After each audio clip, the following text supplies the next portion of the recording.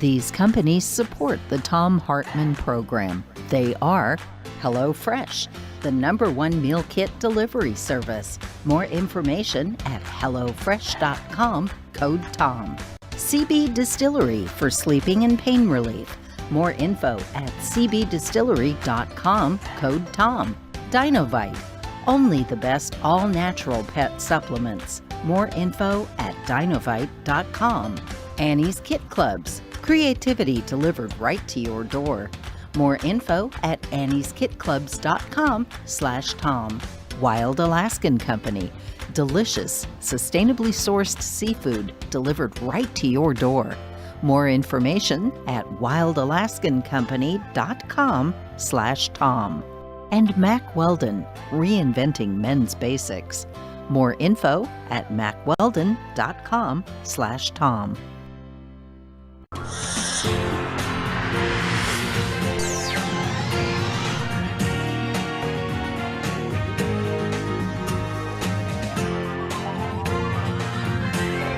We say fight back!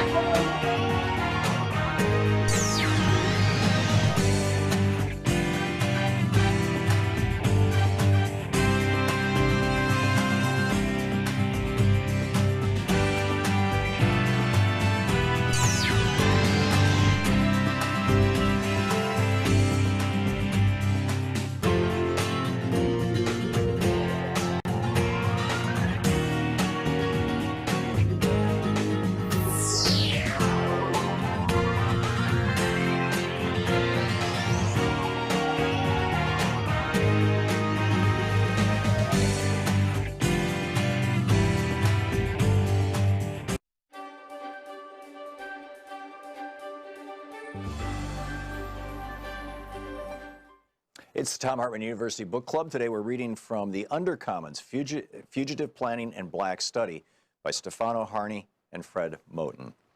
This is from the introduction. It starts with love, exchange, fellowship. It ends as it begins, in motion, in between various modes of being and belonging, and on the way to new economies of giving, taking, being with and for. And it ends with a ride in a Buick Skylark on a way to another place altogether. Surprising, perhaps, after we have engaged dispossession, debt, dislocation, and violence, but not surprising when you have understood that the projects of fugitive planning and black study are mostly about reaching out to find connection. They are about making common cause with the brokenness of being, a brokenness, I would venture to say, that is also blackness, that remains blackness, and will, despite all, remain broken, because this book is not a prescription for repair. If we do not seek to fix what has been broken, then what? How do we resolve to live with brokenness, with being broke, which is also what Moten and Harney called debt? Well, given that debt is sometimes a history of giving, at other times a history of taking, at all times a history of capitalism, and given that debt also signifies a promise of ownership but never delivers on that promise, we have to understand that debt is something that cannot be paid off. Debt, as Harney puts it, presumes a kind of individualized realization to a naturalized economy that is predicated upon exploitation. Can we have, he asks, another sense of what is owed that does not presume a nexus of activities like recognition and acknowledgement, payment and gratitude? Can debt become a principle of elaboration? Moten links economic debt to the brokenness of being in the interview with Stefan Shukatis, who he acknowledges that some debts should be paid and that much is owed, especially to black people, by white people. And yet he says, I also know that it is, that what it is that is supposed to be repaired is irreparable. It can't be repaired. The only thing we can do is tear this stuff down completely and build something new, end of quote. The Undercommons do not come to pay their debts, to repair what has been broken, to fix what has been undone. If you want to know what the Undercommons wants, what Moten and Harney want, what black people, indigenous people, queers, and poor people want, what we, the we who cohabit in the space of the Undercommons want, it is this. We cannot be satisfied with the recognition and acknowledgement generated by the very system that denies A, that anything was ever broken, and B, that we deserve to be the broken part. So we refuse to ask for recognition, and instead we want to take apart, dismantle, tear down that structure right now. That right now limits our ability to find each other, to see beyond it, and to access the places that we know live outside its walls. We cannot say what new structures will replace the ones we live with yet, Because once we have torn stuff down, we will inevitably see more and see differently and feel a new sense of wanting and being and becoming. What we want after the break will be different from what we think we want before the break, and both are necessarily different from the desires that issue from being in the dark. Let's come at this by another path. In the melancholic and visionary 2009 film version of Maurice Sendak's Where the Wild Things Are, 1963, Max, the small seeker who leaves his room, his home, his family to find the world beyond, finds a world of lost and lonely beasts, and they promptly make him their king. Max is the first king the wild things have had, whom they did not eat, and who did not, in turn, try to eat them. And the beasts are the first grown things that Max has met, who want his opinion, his judgment, and his rule. Max's power is that he is small while they are big. He promises the beasts that he has no plans to eat them, and that this is more than anyone has ever promised them. He promises them that he will find ways through and around and will slip through the cracks and re-crack the cracks if they fill up. He promises to keep sadness at bay and to make the world with the wild creatures that roared their terrible roars and gnashed their terrible teeth and rolled their terrible eyes and showed their terrible claws. That Max fails to make the wild things happy or to save them or to make the world with them is less important than the fact that he found them and he recognized in them the end of something and potentially the path to an alternative in his world, or an alternative to his world, excuse me. The wild things were not the utopian creatures of fairy tales. They were the rejected and lost subjects of the world Max had left behind. And because he shuttles between the Oedipal land where his mother rules and the ruined world of the wild, he knows the parameters of the real. He sees what is included and what is left out. And he is now able to set sail for another place, a place that is neither the home he left nor the home to which he wants to return. Moten and Harney want to gesture to another place, a wild place that is not simply the leftover space that limbs real and regulated zones of polite society. Rather, it is a wild place that continuously produces its own unregulated wilderness. The zone we enter through Moten and Harney is ongoing and exists in the present, and as Harney puts it, some kind of demand is already being enacted, fulfilled in the call itself. While describing the riots of London in 2011, Harney suggests that the riots and insurrections do not separate out the request, the demand, and the call. Rather, they enact the one in the other. The book is We fought the Taliban for women's rights in Afghanistan, but the Taliban just won in Texas. Today, in addition to the abortion thing, the Texas Taliban, Governor Abbott is going to sign a bill to decide who can vote, who can't, and which votes will be thrown out and not counted. And I asked in my tweet, you know, what's next? Men with guns, flags, and pickup trucks? Public executions? Oh, yeah, that's right. They already have that in Texas.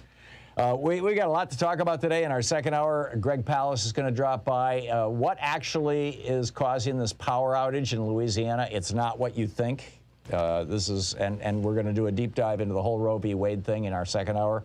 And as well as a crazy alert about a guy who claims it's ventilators that are killing people, not COVID. Ron Johnson in our third hour reveals the secret Ruthless GOP con, and you personally paid for 900,000 dead people and $8 trillion looted through 2 wars that George W. Bush lied us into. We'll get into all that as we continue through the day. But for our first hour, Congressman Mark Pocan is with us. It is Middays with Mark, our regular meeting with Congressman Pocan. He represents the 2nd District of Wisconsin in the U.S. House of Representatives. He's a member of the Congressional Progressive Caucus, formerly a member of the leadership of that caucus. He serves on numerous committees in Congress. In fact, I think I have a list. Appropriations, Education, and Labor. You can tweet him at Rep. Mark Pocan, R-E-P-M-A-R-K, P-O-C-A-N, and his website is pocan.house.gov. He will be with us for the whole hour taking your calls at 202-808-9925. And as they say, lines are open. Congressman Pocan, welcome back. I'm wondering what's on your mind this morning. Yeah, thanks, Tom. Glad to be here with everyone. Lots of things, but, I think the one I just mentioned you had in your daily report today, and you're going to talk about in the third hour, was Ron Johnson from Wisconsin. But, what didn't get coverage is it's not Ron is not the first major Republican in Wisconsin to have said what he said. The Republican speaker, Robin Vos, who just got a lot of national news because he met with Donald Trump, and the legislature is going to expand what they're doing looking at elections here. But, you know, the Republican convention in Wisconsin was a couple months ago, and in an interview on TV, the Republican speaker said that he was asked if they thought it was election fraud that caused why Trump lost. He said, well, we don't know, but we do know that 50,000 people voted for a Republican for Congress and didn't vote for Donald Trump, and our difference, you know, Donald Trump only lost by 20,000 votes. So, you know, it's kind of like the worst secret in the world because it's been on interviews, it's out there, and those are the facts. The numbers show that in places like Wisconsin, a swing state, Donald Trump just didn't connect with enough Republicans to allow him to be able to win. And I think, you know, it's right to put that out there. And Ron Johnson, while he may have got hoodwinked on who he was talking to, he said the truth as well. That's the reality in a place like Wisconsin, and I think a lot of other places in the country. People were just, even Republicans had it with Donald Trump. Yeah, and the point of my rant this morning was that, you know, this is the second big scam or con job that the Republicans have run on us. Back in the 50s and 60s, it was you've got to make your mark against communism. You've got to take the oath. And really what they were pushing, you know, Fred Koch and the John Birch Society and all these other guys, what they were really pushing was keep taxes low on the very, very rich and none of those communist regulations. And now they're saying, oh my God, voter fraud and election integrity. And really what they're pushing is a rationale to prevent what they call undesirable people, what you and I call Democrats, from voting. Right, exactly. And, you know, we've seen, as of a couple months ago even, there were over 200 laws introduced across the country in state legislatures to try to make it harder for people to vote, and I'm sure that number's gone up since I last looked. And, you know, this is part of why we passed the John Lewis Voting Rights Act, why we passed H.R. 1. We need to have some kind of a national standard so that you can't allow states to do this. You can't play whack-a-mole, you know, trying to go after each state, what they're doing to make it harder. And, you know, most recently Texas falls in that category. You know, we, unfortunately, as you and I know, we've had this conversation, I believe, in the past. You know, I've introduced a bill, a constitutional amendment in the past to guarantee a right to vote because there's not an explicit right to vote in the Constitution. It's certainly implied. We talk about discrimination in voting, but we do have to have a better standard so that we can protect people's ability to vote in these states that really want to pick their voters rather than letting voters pick their elected officials. Yeah, amen. All righty, well, let's pick up some phone calls, huh? Sure. Okay, let's do it. Mick in Vashon Island, Washington, you are on the air with Congressman Mark Pocan. Good morning, gentlemen. Thank you for taking my call, Thom. My question to the congressman is this. Actions speak louder than words, as you know, and we want to always do the golden rules. So let's send the cargo containers that are sitting on the docks empty and send them on a cargo ship over to Haiti, airlift them onto the island, and have shelter for those people. The Democrats need to thump their chests themselves as well as the Republicans. Thank you. Thank you, Mick. Yeah, Mick, I hear you. I mean, you know, we need to be doing as much as we can to help around the world in that sort of diplomatic way rather than what we just saw us getting out of in Afghanistan after 20 years and watching everything fall apart so quickly because we were trying to do nation building in a place that it was never going to work in the way Dick Cheney and George Bush had envisioned. So you're right. We need to do more things like that. We need to do more things like getting vaccines around the world. Not only will that help build goodwill, because China is doing that right now, but it also protects us. Because the more we can guarantee we don't have variants, the more likely we are to be able to get back to normal sooner here in the United States. So I'm with you. Whatever we can do around the world to improve our diplomatic place, we certainly can as the country with all the resources that we have. Lou in Pueblo, Colorado, you're on the air with Congressman Pocan. Hey, good morning. Hey, Mark, I've got a question on everything progressives want to do actually reduces tax money. It saves us money. Is there anything being done to improve the messaging so everybody, including Democrats and progressives, are not saying we're going to increase your taxes?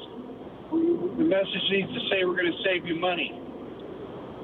Yeah, I'll tell you, it's a great point, Lou, because we sat down with some folks from the White House, and that's exactly how they're presenting the Build Back Better plan, the large bill that we're going to be passing hopefully by the end of September in Congress, because it saves American families money, whether it be the expansion of benefits through Medicare, whether it be the additional assistance for child care, whether it be the child tax credit extension that lifts half the children in this country out of poverty.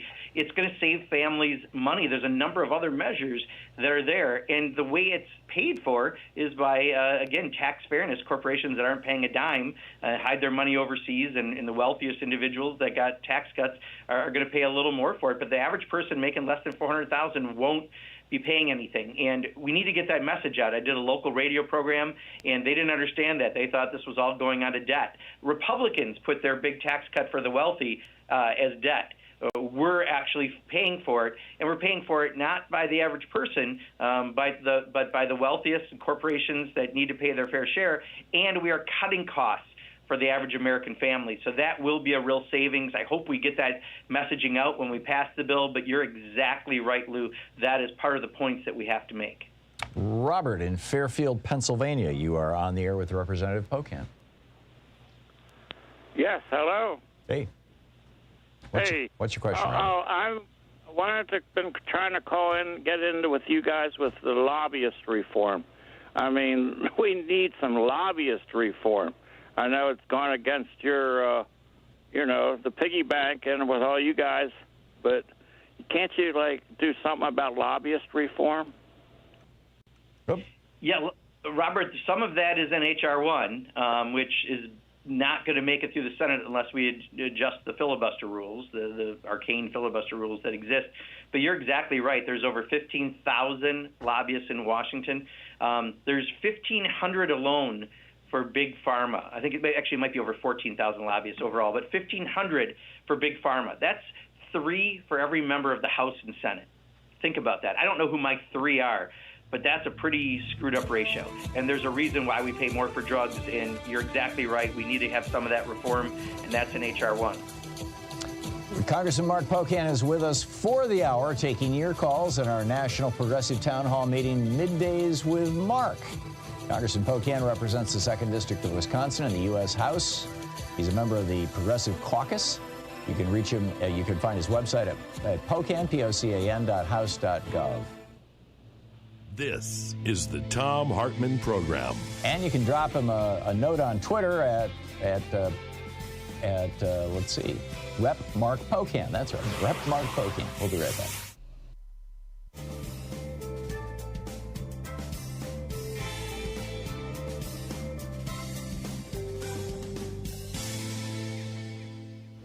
And welcome back. Linda in Buckley, Washington. You're on the air with Congressman Pocan. Hi. First, I want to say that I really appreciate Mark Pocan coming on your show. Me too. And giving the latest update in Washington. I'm calling because I'm concerned about how do we get rid of Louis DeJoy. What's the latest that's going on? Yeah. So I recently heard an interview, Linda. Thank you for your comment, and thank you for the question, with someone who is a Democratic appointment to the Board of Governors. And I have to admit, I was very frustrated listening to that appointment.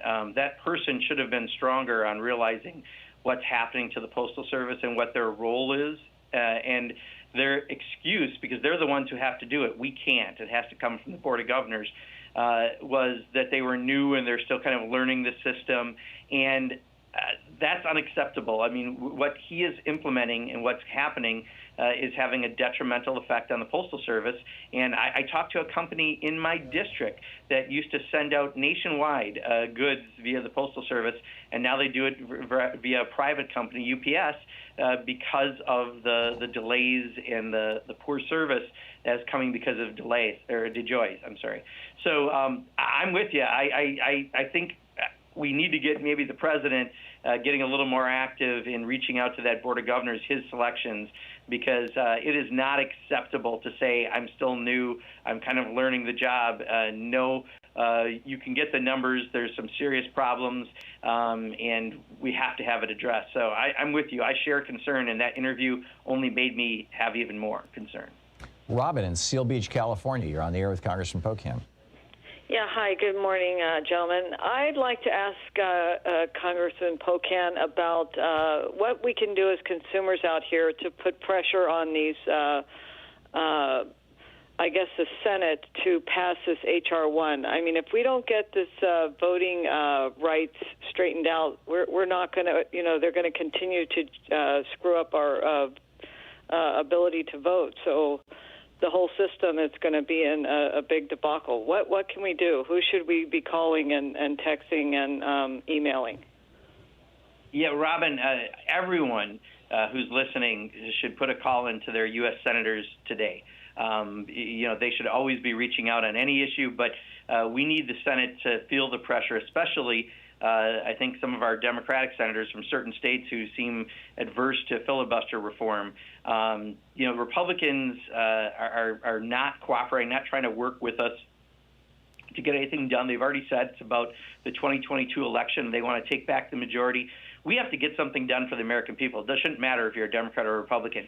And whether it be H.R. 1 or the John Lewis Voting Rights Act, we need to advance those measures. And the filibuster right now is an arcane rule that's holding those things up. And we need to have accountability and ask your U.S. Senator if they will support filibuster reform or eliminating the filibuster reform to get those things done, and if not, how they plan on getting it done, and put the pressure and get an answer from those senators. And that number for the Congressional Switchboard is 202-224-3121. We'll be right back with more of your calls for Congressman Mark Pocan in just a moment. Pocan.house.gov is his website. You can tweet him at Rep. Mark Pocan. We'll be right back.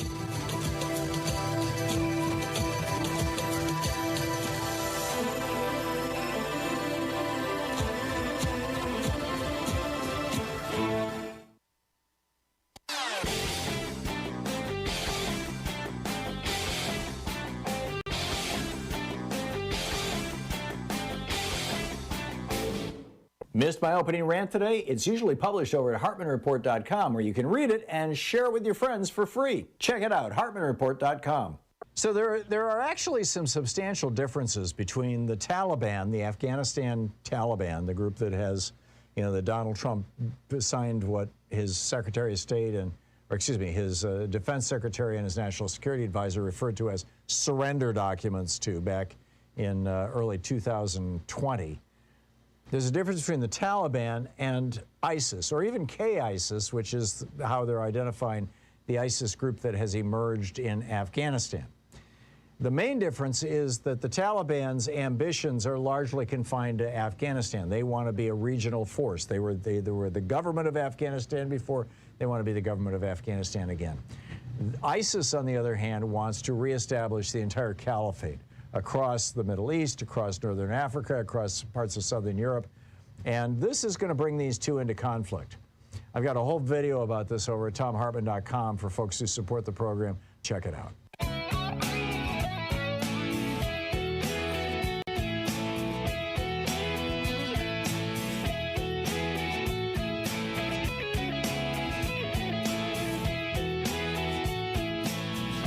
Back, Congressman Mark Pocan is taking your calls for the hour, middays with Mark here on the Thom Hartmann Program. And Paul in Woodinville, Washington. Paul, you're on the air with Congressman Pocan. What are congressional Democrats prepared to do, if they're even aware of this loophole in the 14th Amendment, which is what's allowing this Texas law? And that is that the 14th Amendment has been determined in a landmark case in the 1870s only applies to the states, the state legislatures, so that your rights under the 14th Amendment, your constitutional rights, are protected from violation by the state legislatures, but not by individuals in the states. So this is what's happening in Texas. In fact, Texas is encouraging people to violate your constitutional rights to privacy. And what I think is going to happen next is that in these red states during the elections, the Proud Boys and the Oath Keepers will be sent out as kind of private militias to obstruct and harass and possibly attack voters in heavily Democratic areas. and this will not be a violation of the 14th Amendment, and even the For the People Act won't protect them because, again, this is all would be protected by the 14th Amendment. And the loophole is that it only applies to the states. It doesn't apply to individuals in the states. It's up to states to prosecute those people. And, of course, these kinds of states are going to turn their head and look away. And, of course, the state of Texas is encouraging people to violate other people's constitutional rights. What is going to happen here? Yeah, Paul, I share the strong concerns that you have. I had hoped the Supreme Court would have done the right thing.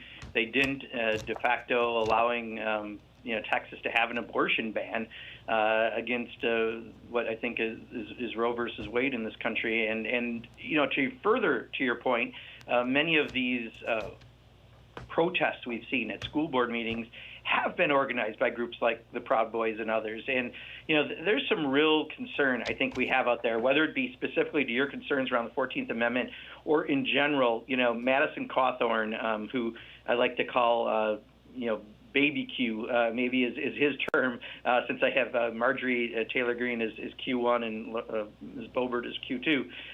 But, his comments this week about saying that, we're going to have bloodshed over elections. I mean, this is some real extreme language that Donald Trump has opened up. And you, unfortunately, have people like Kevin McCarthy who are way too weak as leaders to actually stand up to their members and make them, have a responsible attitude towards their job. So we've got to do everything we can to make sure that we don't have this happen. If there are things we can do through Congress, we absolutely will. However, I think ultimately this comes down to how important those 2022 elections are. People have to get out and be heard, and we're going to have new districts in our state legislative bodies and in Congress, and it's going to be a real important election cycle. There's a lot of people spitting that they're going to flip the House. Kevin McCarthy, just in threatening telecommunication companies, said if we get back in the majority, you're going to be in trouble if you comply with giving up phone records. This is their attitude. It's thuggish. It's Trumpish, and now they're all trying to out-Trump each other. We've got some real issues to deal with. Bob in Raleigh, North Carolina, you're on the air with Congressman Pocan. Good morning. Thanks a lot for taking my call. Congressman, my question has to do with H.R. 1667, the Dr. Lorna Breen Healthcare Provider Protection Act. My understanding that there's a companion bill 610 that has already passed the Senate, but I don't see any movement of the 1667 in the House, and it's really critical. This is to help our ICU nurses in particular, because they're treating people that don't believe in COVID, have not taken the vaccine, and really don't appreciate the healthcare providers that are trying to save their life. So that's my question, is the status of H.R. 1667. Thank you. Yeah, Bob, I don't know off the top of my head. I don't serve on the committee of jurisdiction this would come before, so I really can't give you a good answer other than we can look into it and try to mention it next week. But there's 5,000-6,000 bills, I believe, right now introduced. I just don't know the status of most unless they come through your committees of jurisdiction. So I will look into it and get back to you. I think we just have 15 seconds, right, Sean? Yeah. Are you seeing any action with regard to COVID more generally in Congress, or is that something that's really just with the administration? What in regards to action? I'm sorry. Well, I mean, like doing something. I guess we're doing whatever we can. This was a bill to, to protect healthcare providers who are being assaulted by crazies, for example. Yeah, I mean, much of the stuff was done in the rescue plan, and now in these next bills, there's some additional parts, but I couldn't answer to. Sometimes we do take bills like this and put it into bigger bills, and I don't know if it's part of what we're going to be seeing in Thom Hartmann Program. Yeah, Call okay. Thank you. 202-808-9925. Congressman Mark Pocan taking your calls for the hour. We'll be right back with more of your calls for him right after this break.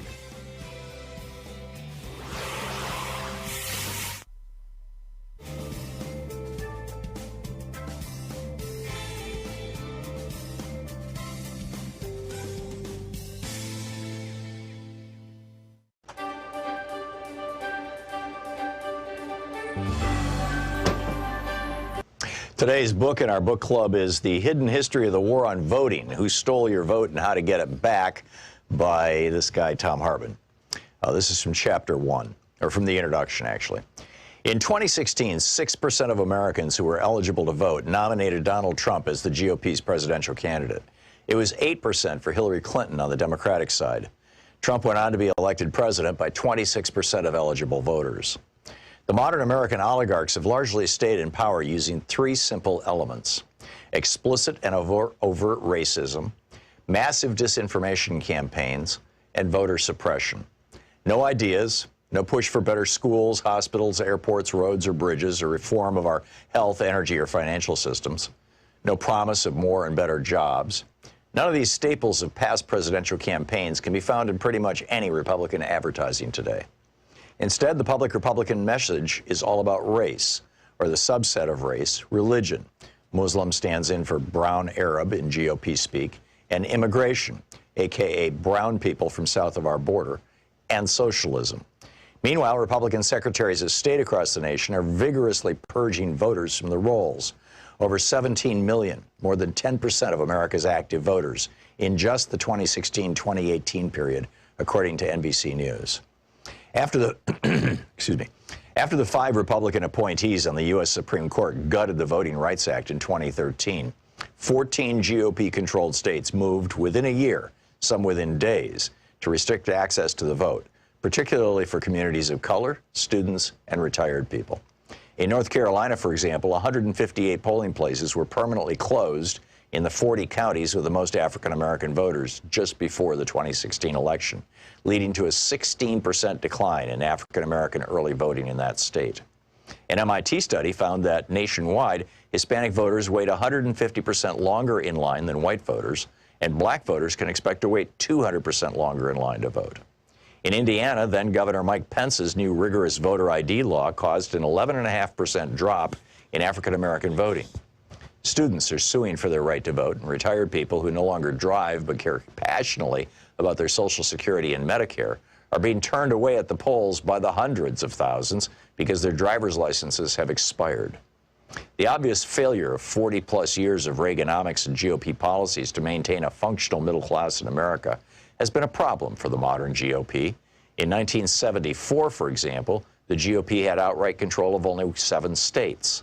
The message, elect us and we'll help the rich people, just didn't generally resonate with American voters. It's the reason why, outside of the fluke elections of 46 and 52, Democrats controlled the House of Representatives outright for 3 generations, from 1933 to 1996, and controlled the Senate for most of that time. Desperate to win the presidency for the GOP in 1968, Richard Nixon went so far as to commit treason by torpedoing a peace deal with President Lyndon Johnson that President Lyndon Johnson had worked out with the North and South Vietnamese. According to Abul Hassan Bani Sadr, then president of Iran, Ronald Reagan did the same thing by cutting a deal with Iran whereby they would hold on to the U.S. embassy hostages until after the 1980 presidential election, torpedoing Jimmy Carter's chances of re-election. But in 2000, the GOP changed tactics. After Reagan was almost busted for his part in Iran-Contra, he testified that he had forgotten about details of the program more than 80 times. His growing Alzheimer's spared him an indictment.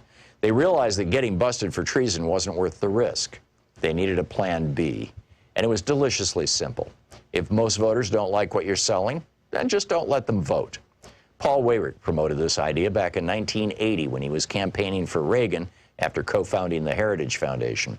And indeed, many Republican luminaries, such as William Rehnquist, who went from serving the GOP by standing in polling places and intimidating Hispanic and Native American voters in the 1960s, to becoming Chief Justice of the Supreme Court, rose up through the ranks by participating in Republican-run voter intimidation schemes.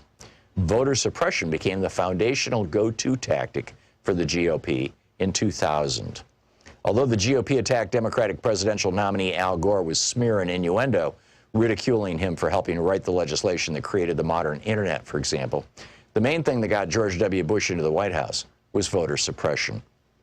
His brother, Florida Governor Jeb Bush, and Bush's Secretary of State, Katherine Harris, threw somewhere between 20,000 and 90,000 African-American voters off the rolls.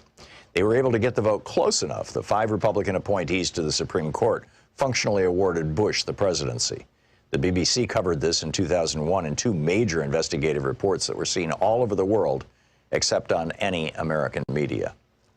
By 2016, the Republican Party had fine-tuned its voter suppression and intimidation systems to the point that they ran like well-oiled machines in nearly 30 states.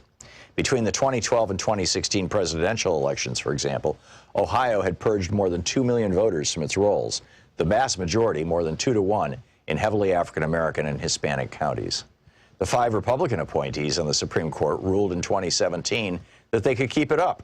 And other states have since adopted their new tactic of caging voters. The book, The Hidden History of the War on Voting, by me.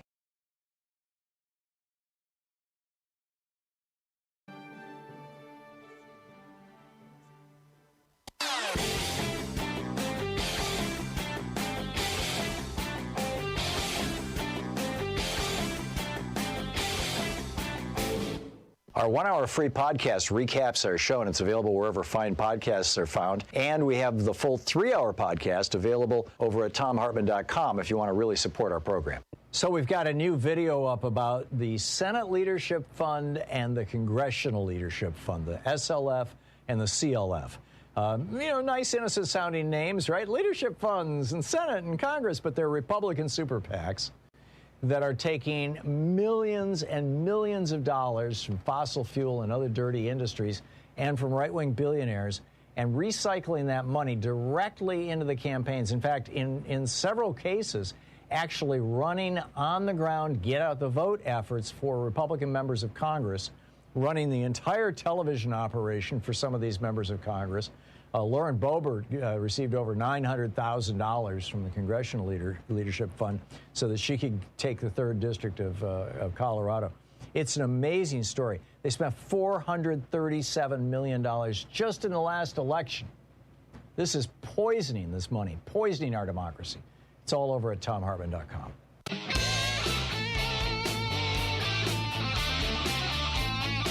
And welcome back. Congressman Mark Pocan taking your calls for the hour on our National Progressive Townhall Meeting, Middays with Mark, with Congressman Pocan. And Tim in Arkadelphia, Arkansas, you are on the air with Congressman Pocan. Yes, sir. I need to find out what happened to Merrick Garland. Nobody seems to have heard of him in the last, 3 weeks or better. And also the warrants and subpoenas that they were supposed to. It's like they're trying to sweep it under the rug. I'll take my answer off the air. Thank you. Thank you, Tim. Congressman? Muted. I think your phone is muted. There we go. Gotcha. I did that during the break. I apologize. Oh, good. If I can real quickly first provide an answer to that person who asked about 1667, I just got information on it because I am a co-sponsor of the bill in the House. But the Senate, we're waiting for them to send the bill over to the House. So they have voted on the Senate, but they haven't sent it to the House yet. We expect that'll happen when we get back in the September break. So I just wanted to let that information be out there. So it's not that there's not action happening in the House. We're just waiting for the Senate to send it over. Okay. And hopefully that means we'll be taking up after that. To the caller's question, to Tim's question, I'm not sure what he meant by the subpoenas being swept under the rugs. I know that we are planning through the January 6th Commission on doing everything we can to get the information, hence the controversy right now on reaching out to telecommunication companies to get some people's records. It seems like every day we find out another Republican said, oh, yeah, I didn't talk to the president just once on January 6th. It was several times. Well, let's find out, because I remember those videos of a lot of panicked Republicans telling the president to stand down, and now they all seem to forget that that video still exists in the universe. So, I'm not sure what his concerns exactly were on that, because he said it kind of generically, but I can assure you that that commission is going to do everything they can to get the information, including putting out subpoenas, and then at that point, it'll be up to, if someone refuses a subpoena, for the Attorney General to act. Tom in Martinsburg, West Virginia. You're on the air with Representative Pocan. Tom? I'm going to put Tom on hold. He's on line 2, Joyce, if you want to check that out. Let's try Ken in Lafayette, Colorado. Hey, Ken, what's on your mind? Yes, good morning. Thanks for taking my call. Mr. Pocan, my question kind of is involved with the gentleman who just called in regards to where did Merrick Garland go. And you briefly answered it, but one big problem we're having right now with the likes of Kevin McCarthy threatening these telecommunication companies and the likes of Hawthorne with his just outrageously ranting and threatens, when are we going to see some serious prosecutions? Because this is why the likes of Hawthorne, Beaupert continue carrying on, because no one has been held accountable. Can we expect that to happen sooner rather than later, please? Or at the very least, an ethics investigation? Yeah, I hear your concerns, Ken. So, I think Madison Cawthorn, you're watching right now leadership putting out a lot of messaging on this because it should be of everyone's concern. You can't just try to get attention by saying something that outrageous when you're a member of Congress. We do have a higher expectation for what we're saying. You should be a little more responsible, and to say that you're going to have bloodshed over elections is highly irresponsible. And not only should the Ethics Committee, Tom, take a look at that, but I think even Congress as a whole potentially has to. I mean, Marjorie Taylor Greene may say a lot of outrageous statements, but not outright calling for bloodshed over election. We need to deal with this. But again, Merrick Garland, I don't know where exactly he comes into this. I know that, he has not been, to some people's likings, as aggressive in saying things ahead of time, but, that's not necessarily how the Attorney General works. Through this 1-6 commission, if we find out that there are people that need to be prosecuted, that's when that'll happen. But I don't know how much the Attorney General would necessarily do or say ahead of time. So I think people just have to realize we've got to do some work with that commission. It took a little longer than I think some of us would have liked to have created, but we tried to work with Republicans. They showed us they have no intention of that. But I hope as well that the Attorney General is aggressive in any kind of actions we need, especially in enforcing subpoenas. I think it's vital. Barbara in Columbia, South Carolina. You're on the air with Representative Pocan. Hi. Thank you for taking my call, and thank you, Tom and Mr. Pocan. I'm going with the caller that previously called. That's my opinion too. I'm thinking that even with the January 6th commission, I don't think anyone's going to be held accountable. These people are not being held accountable. I don't know why Joe Biden picked such a weak attorney general, but I think he is just too weak. Anyway, another thing, I want to know why he's not handling the voters' right threats. These, why the Attorney General is not handling that. And also, I think that the Attorney General, why no one else is marching but black people. I don't understand this. If these people putting on the books that they can overturn the elections that we're voting in, why this is not everybody's issue? Everybody should be in an uproar over it. Thank you, Barbara. Yeah, Barbara, so I can tell you, at least congressionally, it is everyone's concern on the Democratic side.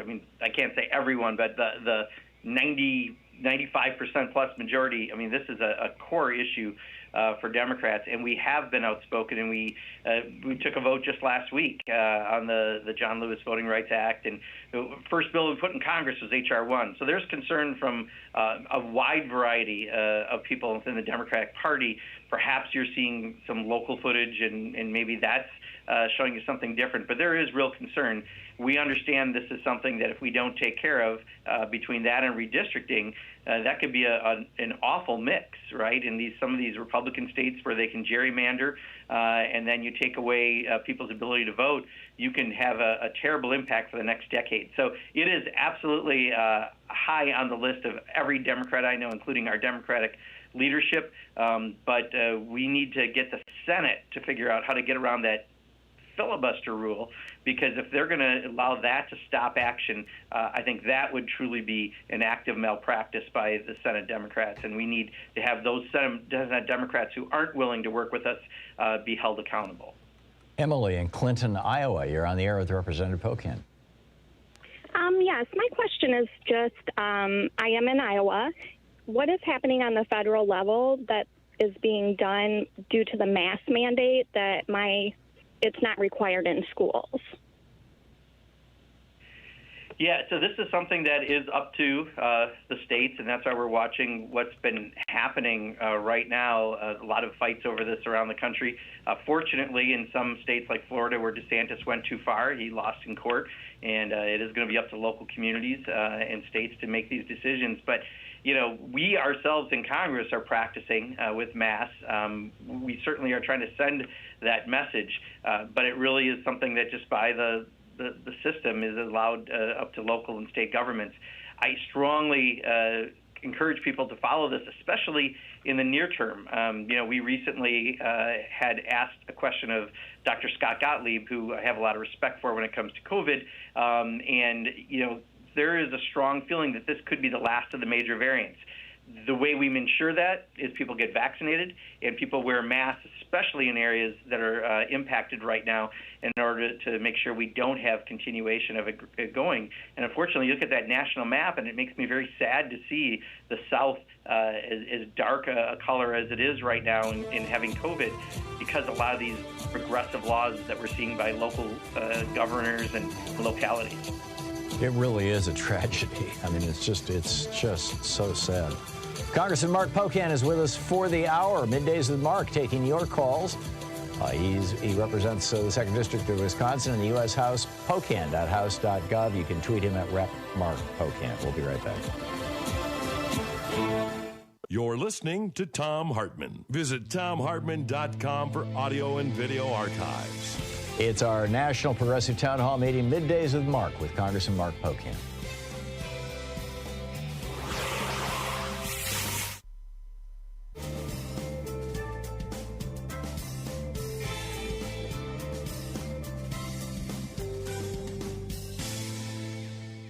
And welcome back. Jim in Long Beach, California. You're on the air with Representative Pocan. Can a modified FDR Green New Deal be passed with a modest universal green income, not basic income, green income, for folks who want to have home and land, build solar homes with solar energy, not from corporations, but on their own rooftop, grow organic food, generate no waste, cut down on consumerism, and eliminate fossil fuels, pesticides, GMOs, plastics, and make part of an American Jim, is there a question in there? Yes.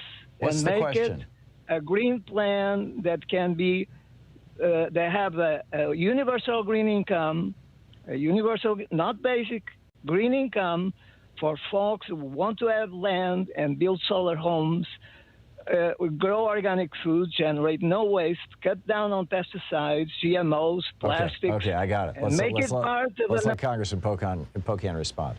Congressman? Yeah, Jim, I'm listening to what you're saying. I think, you know, one of the things that we are fortunate to have is a lot of states that don't have some of these really red state legislatures or governors do have a lot of incentives to help around things like solar and wind, biomass, et cetera. And you're right. I mean, we should find ways to incentivize people who want to do the right thing. And I think many states do. I know we have 8.5 kilowatts of solar on our roof, and you know, we did get help from the state and the federal government when we did that, and I think that was the right thing to incentivize. So in that sense, I think that's important. As far as a green income, universal income, I'd have to think about that a little bit. I'm not quite sure how that would be implemented, but incentivizing good behavior like that, absolutely. Juan in Linwood, Washington. You're on the air with Representative Pocan. Thank you. Thank you very much for taking my question. Congressman Pocan, why do we not have federal laws against domestic terrorist organizations, since they attempted a coup d'etat on January 6th? And the DHS, Department of Homeland Security, issued an alert bulletin on January 27th and extended on August 13th. That is even a higher threat now, given the anniversary of 9/11 and holidays that are coming up. We have the laws against Al-Qaeda and ISIS, but nothing against internal terrorist groups that have committed 73% of terrorist acts and mass killings in this country over the last 25 years, starting with Timothy McVeigh.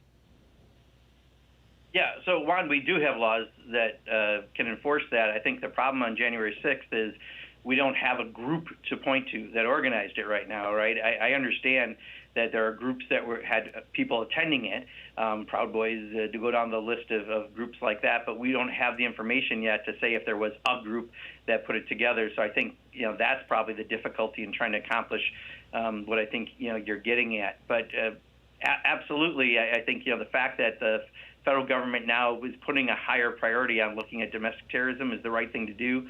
And you put out a couple great examples, and we need to do that as a government. Isn't the federal government somewhat limited in domestic terrorism investigations by the fact that they're U.S. citizens and therefore they have certain privacy rights that foreign folks don't have? We put some extra things in place with FISA and other stuff for foreigners, yes, but at the same time, we do have laws in place that allow us to go after domestic terrorists. We made us not have some of the same latitude that we have with our international laws. Yeah, I get it. Thank you. Congressman Mark Pocan taking your calls for the hour. We'll be right back. I just have to read an ad on the other side. We'll be right back in 1 minute. Stick around.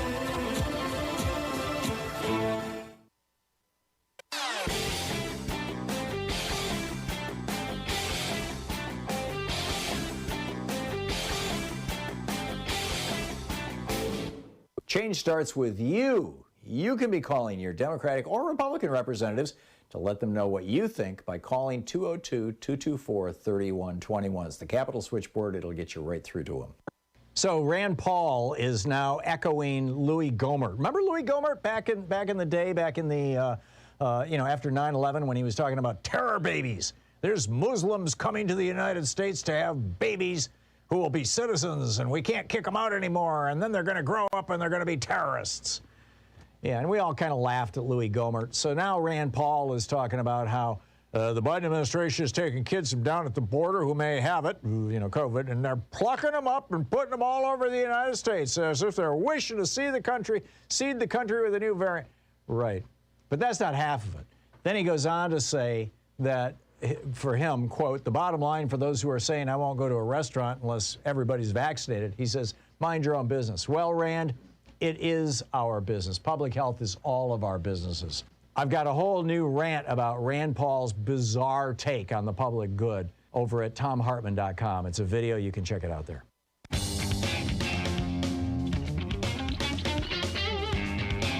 Congressman Mark Pocan taking your calls for the hour. And let me grab my mouse here. There we go. Kathy in Madison, Wisconsin. You're on the air with probably your congressperson, right? Yes, she is, and I'm very thankful for that. Hello, Mark. I'm wondering if there are any plans to do something, whatever, about the flood of misinformation that's plaguing everything nowadays, but especially social media like Facebook. I happen to run a little Facebook page, and I see this stuff all the time, particularly horrible in COVID, and that stuff is absolutely killing people, but also about every political issue you could possibly imagine. So I just wondering, if there's any plans to try to investigate and expose at least the sources of that kind of misinformation. Yeah, Kathy, thank you for your question, and thanks for being a listener from my district. I appreciate that. That is one of the things that you've seen in a number of committees in the Senate and the House, especially around antitrust, talk about when it comes to these big social media companies, the fact that that's where a lot of this misinformation is getting around. In fact, I would argue part of the problem is the fact that people get their news feeds from there, and it only shows you what you want to see, and you can really get some skewed news out of that. All the more reason people have to look at where the original source of something is coming from, because I think often just looking at a headline can be very misleading. I had a local radio person this morning. I did a show, and they read one of these off headlines that's not very real, and I was able to address it pretty quickly. But if people only get that kind of news, they're certainly going to believe that. It's the only thing they're seeing. And part of the reason why, when you have very real video footage from January 6th, you have people, including members of Congress, saying, no, it was just like a tourist. And there's people who actually believe that information as much as their eyes will tell them something else, because they're only seeing certain bits of information. That's also true of COVID. So, yes, Kathy, around antitrust, there was a bill recently passed in the Judiciary Committee in the House that would try to at least get at some antitrust issues, but we need to deal directly with these social media companies who aren't doing, I think, an adequate enough job to keep that misinformation off of their sites. Gary in Chicago, you're on the air with Congressman Pocan. Workhorse Corporation originally had the contract to make hundreds of thousands of electric vehicles for the post office and government, but then it was taken away, given to Oshkosh, a defense contractor, who only promises 10% electric. And so, since climate change is so very important, what could be done about that? Yeah, Gary, it's a little different, I think, than maybe you've got the information. So there was a contract, and the firm that DeJoy decided to go with was Oshkosh. And the percent that would be EV is not necessarily up to that part of it. It's up to DeJoy, which again goes to, I think, one of our earlier callers concerned about DeJoy. He can require a larger amount, and that's within the contract. So it's not up to the company that gets the contract. It's up to DeJoy on how he proceeds with it. All the more reason why we need to be looking at having a postmaster general that's going to be doing things in the best interest of the country. So there have been some concerns on the contract because they don't do some of the EV work themselves. They have to subcontract it. So I'm not sure if it's a final deal, but really what will matter is what decisions DeJoy makes around that contract, what percent he decides is important to be electric vehicles, and I think that's where we need to try to impact the very point you're having. But it was a contract letting. He chose Oshkosh, and there is some question over the contract because of how much production they actually do in-house.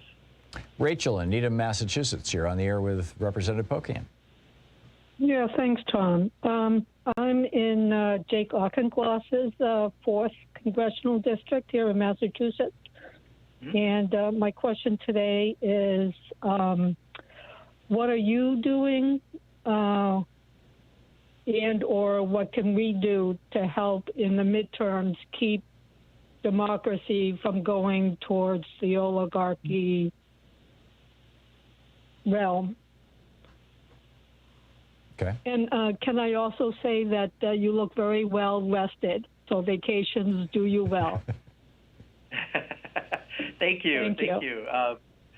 Appreciate that. Yeah, we were at Yosemite. What an amazing national park. Such a treasure we have. It is.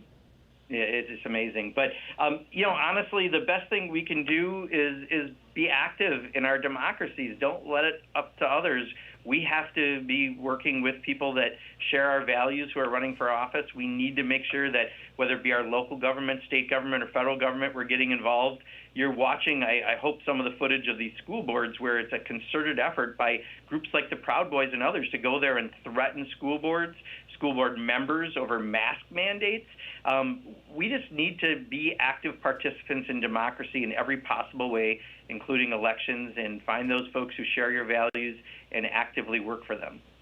George in Garden City, Kansas, you're on the air with Congressman Pocan. I think we're down to about a minute here.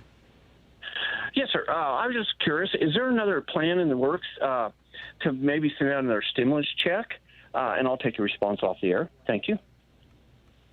Yeah, I don't think there'll be any additional stimulus at this point. If there is something warranted based on, economic conditions, possibly. But right now, I think as we're moving forward, we're really trying to do some investments in the economy and move with those sorts of measures. Didn't the existing $300 additional just run out like this week or last week? Yeah, the unemployment will run out around September 6th, I believe, 6th or 7th. Next week. Yeah. But again, from what we're looking at on some of the numbers, I don't know if you're going to see, that start up again. So, in the last 20 seconds, your thoughts going into the next week or two? I'll tell you, September is going to be a busy month. We just got into it, but by the end of September, hopefully, Congress will have passed this Build Back Better, this $3.5 trillion bill that's crucial, as well as the bipartisan infrastructure bill. Those two things on top of the American Rescue Plan are huge for the American people, and we need to make sure that those two bills stick together because they're twin bills. But if you ever saw the movie Twins with Arnold Schwarzenegger and Danny DeVito, some of us kind of look at the Build Back Better bill as the bill that has got a lot of human needs are addressed in there. Let's make sure that we get both of those done. Thank you. Thank you, Congressman Pocan, for dropping by again today. Thank you so much. Absolutely. Thank you, Tom. Yep. Take care. Have a good one. You're listening to Thom Hartmann.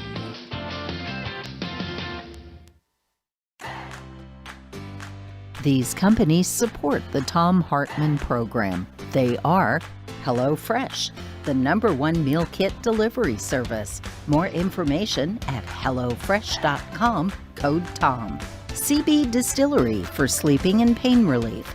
More info at cbdistillery.com, code TOM. Dinovite, only the best all-natural pet supplements. More info at dinovite.com. Annie's Kit Clubs, creativity delivered right to your door. More info at annieskitclubs.com/Tom. Wild Alaskan Company, delicious, sustainably sourced seafood delivered right to your door. More information at wildalaskancompany.com/Tom. And Mack Weldon, reinventing men's basics. More info at mackweldon.com/Tom.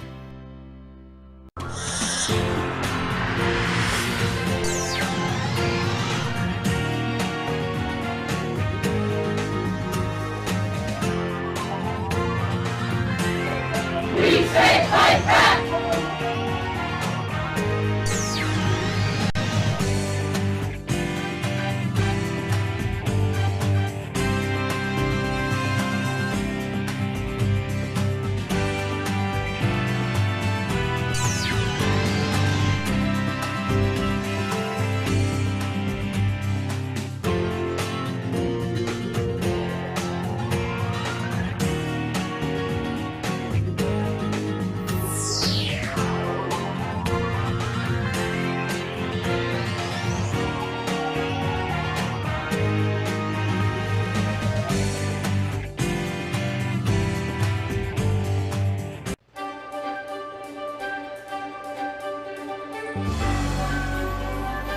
Today in the Thom Hartmann Book Club is by Alan J. Lichtman, and it's titled Repeal the Second Amendment, The Case for a Safer America. This from the introduction, titled The Book That Must Be Written. On April 28, 1996, 28-year-old Martin Bryant stopped at an inn near his home of Newtown in Tasmania, Australia, and shot to death its 2 owners. He then drove to the former penal colony and tourist attraction of Port Arthur, where he lunched at a cafe. After eating, Bryant pulled from his sports bag a semi-automatic rifle with a 30-round magazine that he had legally purchased through a newspaper ad. With no provocation, he began firing at patrons in the cafe and its gift shop. Before the police stopped his shooting spree, Bryant had murdered 35 and wounded 18 others. His motive remains unknown. There were people everywhere, bodies, said witness Lynn Beavis.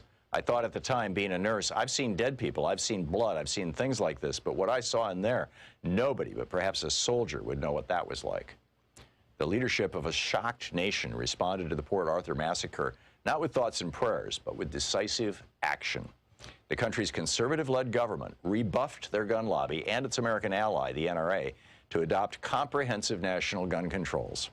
In a 2015 broadside labeled Australia, There Will Be Blood, the NRA charged that those regulations, which Australia significantly tightened as of 2002, have, quote, robbed Australians of their right to self-defense and empowered criminals.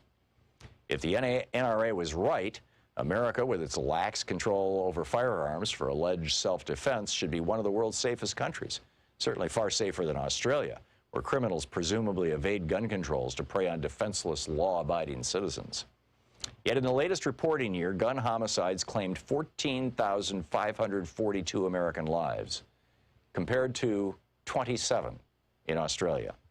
And all homicides took 19,510 American lives, compared to 222 in Australia. Since the NRA issued its warning, firearm homicides have declined in Australia, while soaring by 3,534 in the U.S. An American is now over 30 times more likely per capita than an Australian to be murdered by a gun, and 7 times more likely to be murdered by any means. If we had rates comparable today to Australia's, some 14,000 American lives would have been saved from firearm homicides in 2017 alone. By the gun lobby's twisted logic, Japan, which has one of the world's strictest gun control laws, should be drenched in innocent blood. Yet out of a population of 127 million, shooters in Japan murdered only 3 persons and injured only 5 in firearm assaults throughout 2017. Australia and Japan are not outliers. As compared to residents of our closest peer democracies in the G7 group of nations plus Australia, an American in 2017 was over 20 times more likely to die from a gun homicide. The gun lobby would have you forget that gun deaths are not limited to murders. In 2017, 23,854 Americans died from gun suicides, 64% more than were killed in firearm homicides. As compared to the peer nations, the 2017 per capita rate of firearm suicides in the United States was 7 times higher, while the rate of suicides by other means was 40% lower. These other democracies all have strict firearm regulations. None has a constitutional right to keep or bear arms, a distinction the United States shares worldwide only with Guatemala, whose gun murder rate is the 3rd highest of some 195 nations worldwide. Why has America lagged behind the democratic world in protecting its citizens from needless death and injury? The culprit is not spending by the NRA on campaigns and lobbying, which other pressure groups exceeded. The real problem is that which gun control advocates fear to name, the Second Amendment. Led by the NRA, the gun lobby exploits a historically defective, perverse reinvention of this amendment to inspire their grassroots supporters, sell guns, and provide constitutional cover for their opposition to making us safer by regulating firearms. The competing movement for gun control has floundered in response to the gun lobby's triumphant marketing of the Second Amendment. Gun control advocates have righteous zeal and noble motives, but lack a winning strategy. Instead of forthrightly refuting the lobby's bogus claims, the gun control movement has instead fallen into the trap of lamely insisting, "Oh, we support the Second Amendment, but we also support responsible gun control." With such a self-defeating strategy, the movement can never win. It plays on the gun lobby's home turf and fails to rally the American majority that favors stricter firearms regulations. It provokes only scorn from a gun lobby that dismisses yes but assurances as rank hypocrisy, and it ignores the clear history and the true meaning of the Second Amendment itself. The movement for gun control must strike hard with a new strategy. Repeal of the Second Amendment is not only right, but realistic. It would break open the political logjam and open a path for the comprehensive national gun control and safety measures that have eluded the American people for so long. None of these measures would confiscate firearms or stop Americans from using guns for hunting, sport shooting, antique collecting, or legitimate self-defense. A well-regulated militia being necessary to the security of the free state, the right of the people to keep and bear arms shall not be infringed. These form the Second Amendment. Book Repeal the Second Amendment by Alan J. Lichtman.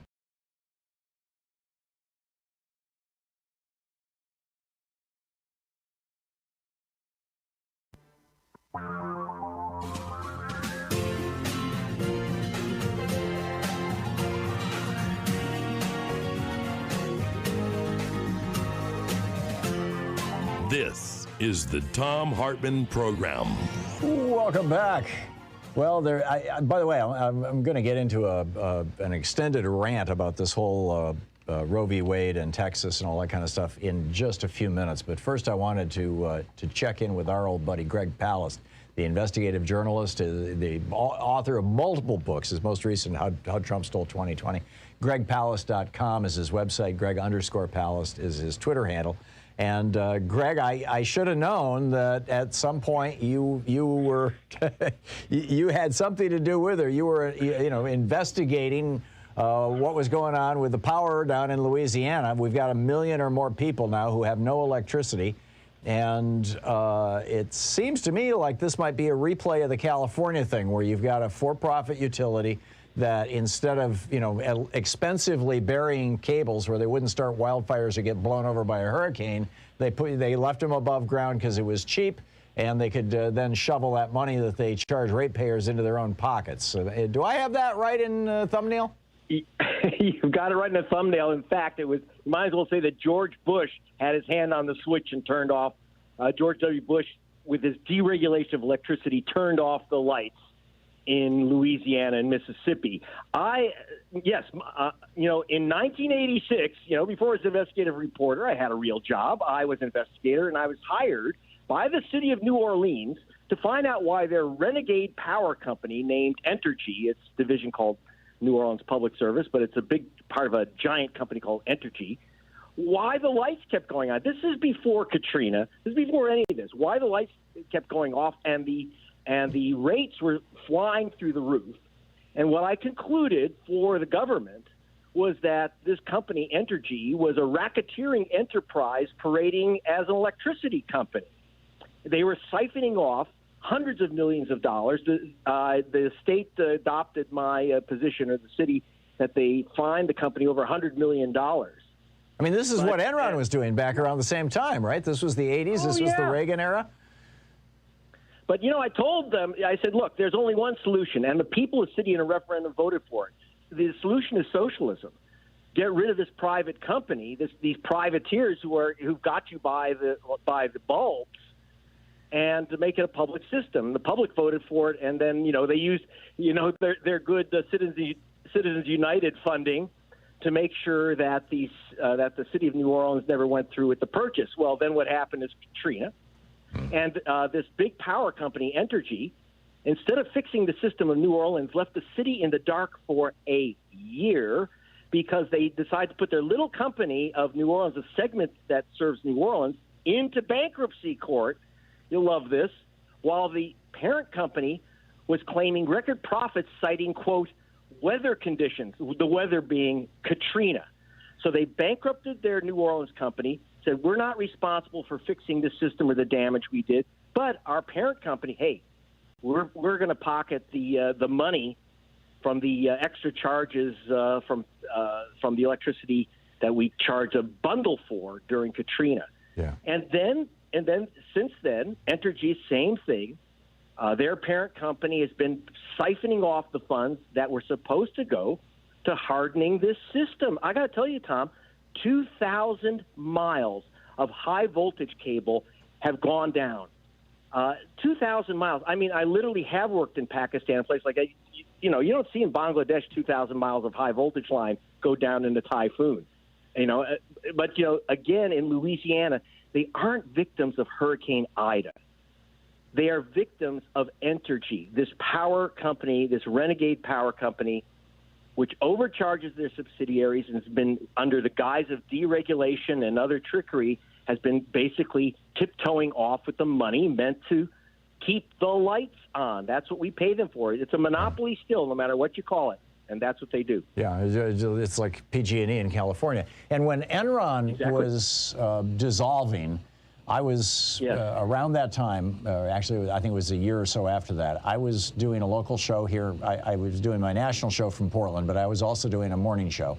And we had on the mayor, and we had on, you know, for Portland. And Portland was trying to buy the electric company, this city. And they had the money. You know, the company was up for sale. It had to be spun off from Enron because Enron was going to prison or getting dissolved or whatever. And it was was going to prison. Yeah, it was X dollars. It was like 1.1 billion or something like that. And the city said, fine, we will give you your asking price. And they said, no, we will not sell to a nonprofit. We will not sell to a city. This has to remain in the hands of stockholders who can bleed it dry and screw the rate holders. And so we are still dealing with for-profit companies, power companies here in the Pacific Northwest, because they literally refuse to sell to the city. Is there any recourse for the citizens of Louisiana, more generally, and New Orleans specifically, to get out from under the thumb of a for-profit parasite like this? Well, I hope that they will once again consider what was done in New York, taking over a bad system. In California, you know, the city of San Francisco and San Jose said, we'll buy out the PG&E system here, which is, you know, the Arsons Are Us company. So, yes, so public power has been producing energy safely, reliably, and about one-third less than the privateers. But I did find out what happened in Portland with my sources within the banking community, which said, look, if this company goes private, the banks that are funding this operation, they'll get hosed, and that's what they're worried about. Behind it are the banks, which make billions off this game, and including. And by the way, let's not forget the role of one of the reasons. And I always find that when I'm dealing with kind of criminal enterprises, the racketeering work I've done for the Justice Department, it's not just greed. They're usually motivated by panic because they made a wrong investment. And in the case of Entergy, they became, they became a big nuclear power operator, and they had a plant called Grand Gulf in Mississippi, or Grand Gulf as it was officially called. And they're pouring money down this nuclear hole. And after basically nearly bankrupting themselves with that, and then trying to steal the money from the repairs on the power line, they doubled down. They bought Indian Point nuclear plant in New York. That was brilliant. And they were buying nuclear plants all over the country. So you have George Bush and his deregulation. You have going down the nuclear financial rat hole. And, of course, just plain old greed and shenanigans of privateers who say, oh, we have a market. Well, I don't know. I got one light switch on each wall, not 7 to choose from. It's still a monopoly. And this is what government regulation is supposed to do, protect us from privateers. Let's not forget that regulation is actually democracy in action in the economy. Amen. That's why governments are instituted among men, to quote the Constitution, not to be sexist here, but you get it. Anyhow, Greg Palast, gregpalast.com, the website, Greg_Palast on Twitter. You're the best, Greg. Thanks a lot for dropping by. Thanks for the information. You're very welcome. Great talking to you. We'll be back in just a moment. I got to talk to you about abortion. We'll pick up your phone calls. This is the Thom Hartmann Program. It is 14 minutes and change past the hour. We'll be right back.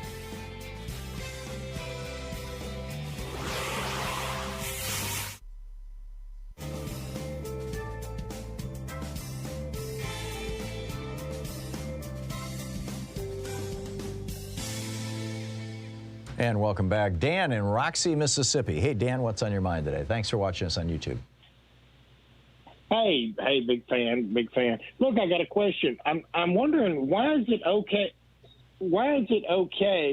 that the Republicans can get the phone records of anybody they want to get? Because, Apple just announced, after Trump and them got out of office, Apple announced that, hey, they got, they were able to get the phone records and stuff of the Democrats. How come when we want the Republicans' records, we can't get them?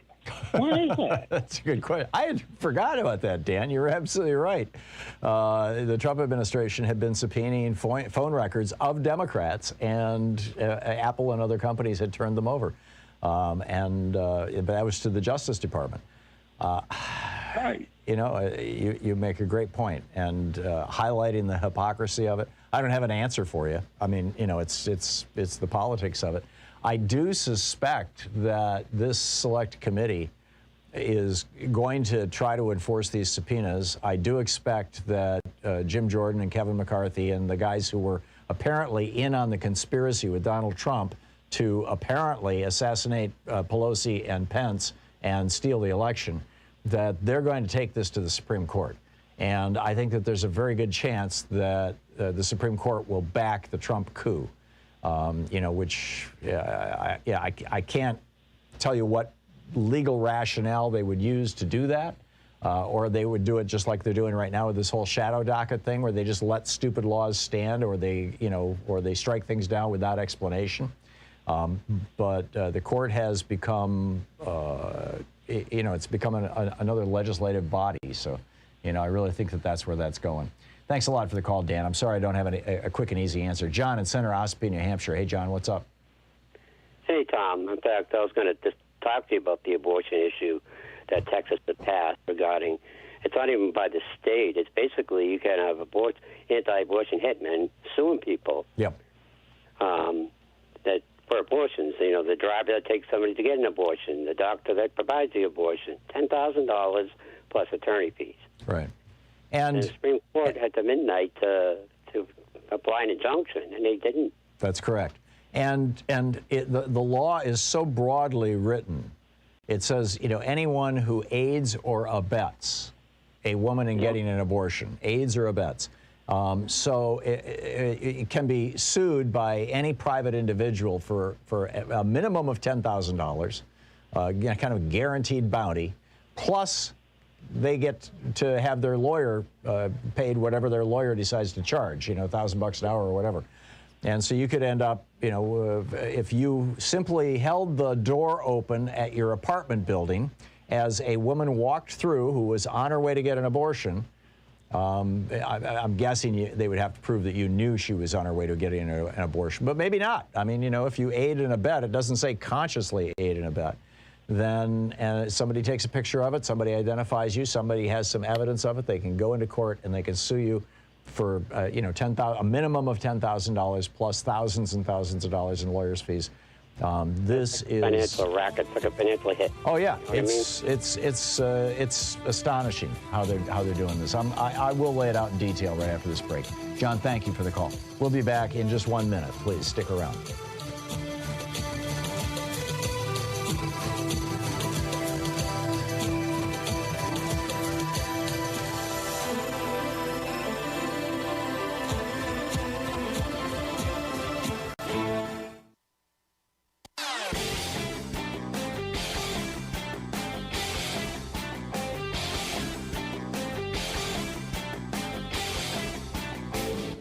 Hey, thanks so much for sharing our program and for reaching out to our stations and sponsors and letting them know that you're listening. It really means a lot to us.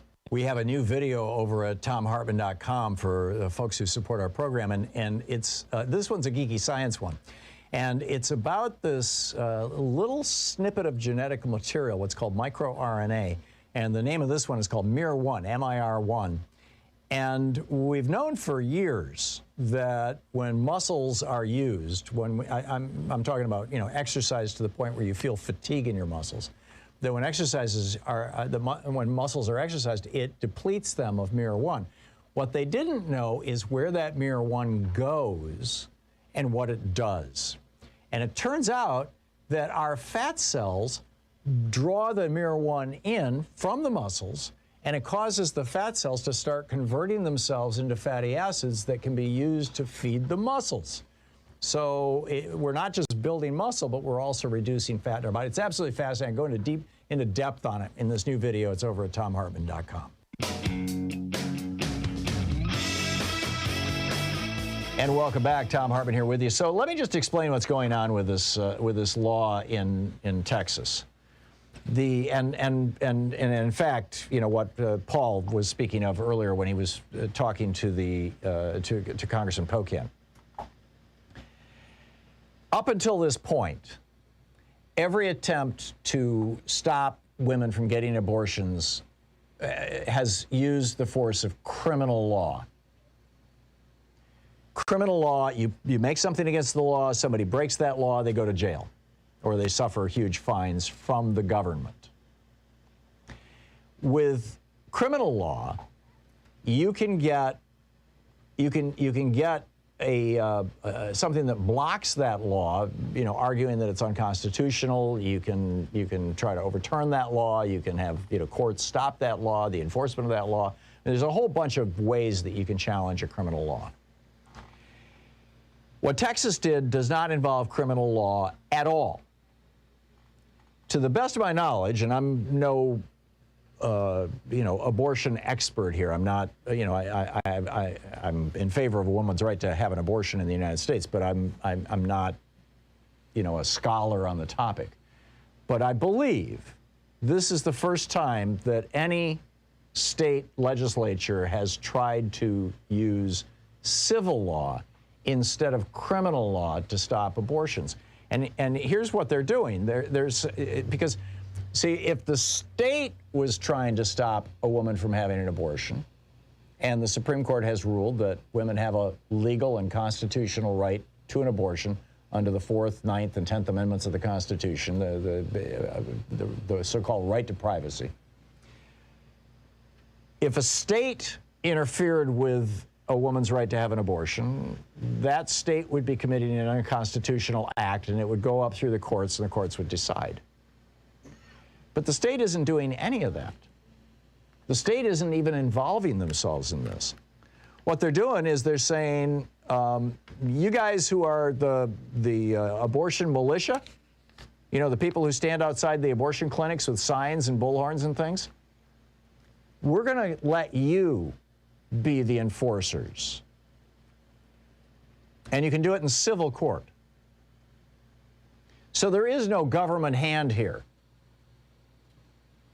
And in fact, I mean, they threw this to the Fifth Circuit, and the Fifth Circuit is overseen by Sam Alito on the U.S. Supreme Court, and he scheduled, a hearing for it on, Tuesday of next week, I think it is. But there's just nothing's happening basically so far. And so this law went into effect at midnight last night. And what the 14th Amendment says, and again, this is the power of a state.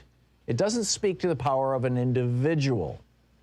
It says, no state shall make or enforce any law which shall abridge the privileges or immunities of citizens of the United States, nor shall any state deprive any person of life, liberty, or property without due process of law, nor deny to any person within its jurisdiction the equal protection of the laws. It's called the Equal Protection Clause. I wrote a book about it called Unequal Protection. It's not the state of Texas that's saying you can't get an abortion. They're saying, go ahead, get an abortion, no problem. We're not going to stop you. We're not going to, hyper-regulate the clinics. We're not going to make it a crime. What we're saying is that if somebody helps you get an abortion, then somebody else can sue the helper. It's just and is essentially guaranteed a bounty of $10,000 plus lawyers' fees. So here's how it works. Last night at one of the Planned Parenthood clinics where they were doing abortions right up until midnight, it was packed in Texas. This was I believe it was in San Antonio, Texas. It was packed with women who were trying to get abortions. The anti-abortion people were out in the parking lot taking pictures of license plates. They were taking photographs of people entering and leaving the abortion clinic. They were taking pictures. They were looking through the windows and trying to identify the people who were there, both getting abortions and people who worked there, in the expectation that if they continued doing abortions at 1 minute after midnight and they could identify somebody, then just some random, Ralph, who's standing outside with a camera, takes a picture of and here's where it gets wild. Takes a picture of, Susie, who works at the abortion clinic as a receptionist at 1 minute after 12 while she's processing somebody. So she's aiding and abetting abortion. So Ralph files a civil lawsuit against Susie. It's got nothing to do with the state of Texas. He goes to a court and he says, Susie, I'm suing you for $10,000 because you helped Margie get an abortion. And by the way, you have to pay my lawyer's fees, and my lawyer charges $10,000 an hour. And then it goes to a court and, gets adjudicated. There's no force of law involved here. There's no force of the state involved here. They simply changed the rules of the game, the civil rules of this civil lawsuit game. Now, it's possible this will get knocked down. It's possible the Supreme Court will stand up, but the Supreme Court didn't stop it from going into effect. So that is the law in Texas right now. And it's so bizarre that, Ralph, who's outside the abortion clinic trying to identify people, he could sue the Uber driver who dropped Margie off. He aided and abetted her getting an abortion. He could sue, some random person, just some act of kindness, somebody, walking out of the clinic and holds the door for Margie. He could sue them, or at least in theory. I mean, again, this hasn't been tested. We don't know how far it goes, but he could sue her husband who packed a lunch for her to take with her, or who drove her to the. I mean, it's just there's no limit to this. So now you've got what's happening is the anti-abortion groups have already set up websites where you can put anonymous tips. This is a call to vigilantism, or vigilantism, I think it's pronounced. It's not the state. This is vigilante justice. To the Thom Hartmann Program. Call 202-808-9925. And I'm guessing, by the way, that you're going to see some variation of this happening, as Paul mentioned earlier, around the ability to harass people who want to vote next year.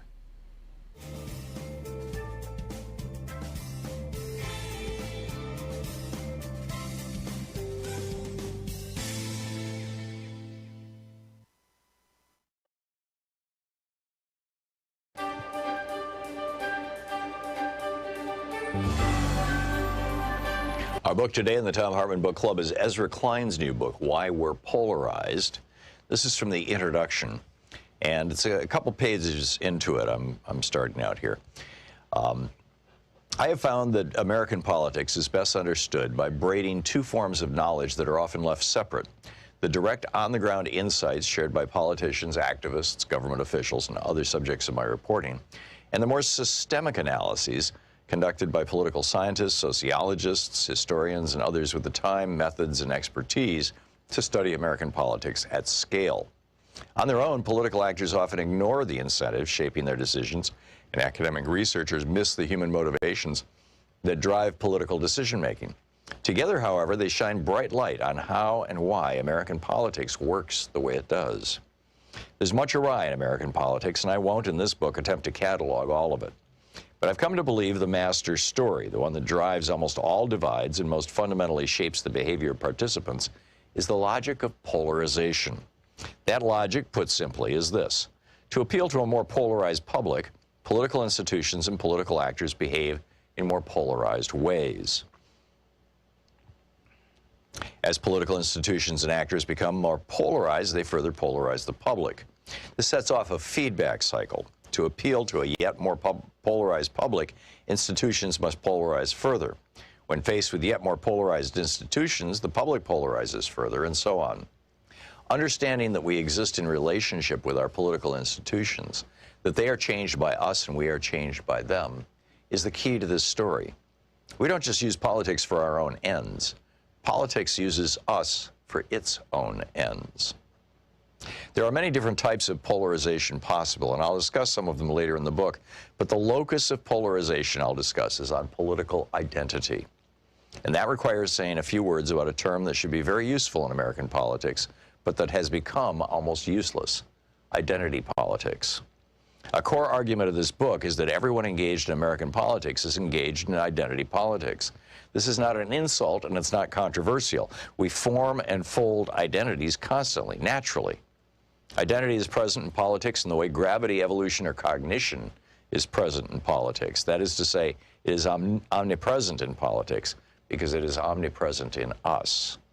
There is no way to read the literature on how humans form and protect their personal and group identities, literature I will survey in this book, and believe that any of us is immune. It runs so deep in our psyches, so activated so easily by even weak cues and distant threats, that it is impossible to speak seriously about how we engage with one another without discussing how our identities shape that engagement. Unfortunately, the term identity politics has been weaponized. It is most often used by speakers to describe politics as practiced by members of historically marginalized groups. If you're black and you're worried about police brutality, that's identity politics. If you're a woman and you're worried about the male-female pay gap, that's identity politics. But if you're a rural gun owner decrying universal background checks as tyranny, or a billionaire CEO complaining that high tax rates demonize success, or a Christian insisting on nativity scenes in public squares, well, that's just good old-fashioned politics. With a quick sleight of hand, identity becomes something that only marginalized groups have. The term identity politics in this usage obscures rather than illuminates. It's used to diminish and discredit the concerns of weaker groups by making them look self-interested. Special pleading in order to clear the agenda for the concerns of stronger groups, which are framed as more rational, proper topics for normal political debate. But in wielding identity as a blade, we have lost it as a lens, blinding ourselves in a bid for political advantage. We're left searching in vain for what we refuse to allow ourselves to see. All politics is influenced by identity. Those identities are most powerful when they are so pervasive as to be either invisible or uncontroversial. American is an identity. So too is Christian. When politicians, including the irreligious, end speeches with "God bless America," It's not because they're making an appeal to a higher power, but because they're making an appeal to our bedrock identities. If you don't believe me, ask yourself why there are so few open atheists or even agnostics in national politics. This does not mean that politics is an equation solved by locating identity. Identity shapes our worldview, but it does not mechanistically decide it. And while we often speak of identity as a singular, it is always a dizzying plural. We have countless identities, some of them in active conflict with each other, others lying dormant until activated by threat or fortune. Much that happens in political campaigns is best understood as a struggle over which identities voters will inhabit come election day. Will they feel like workers exploited by their bosses, or heartlanders dismissed by coastal elites? Will they vote as patriotic traditionalists offended by NFL players who kneel during the national anthem, or as parents worried about the climate their children will inhabit? What we are often fighting over in American politics is group identity and status, fights that express themselves in debates over policy and power, but cannot be truly reconciled by either. Health policy is positive-sum, but identity conflict is zero-sum. The book, Why We're Polarized, by Ezra Klein.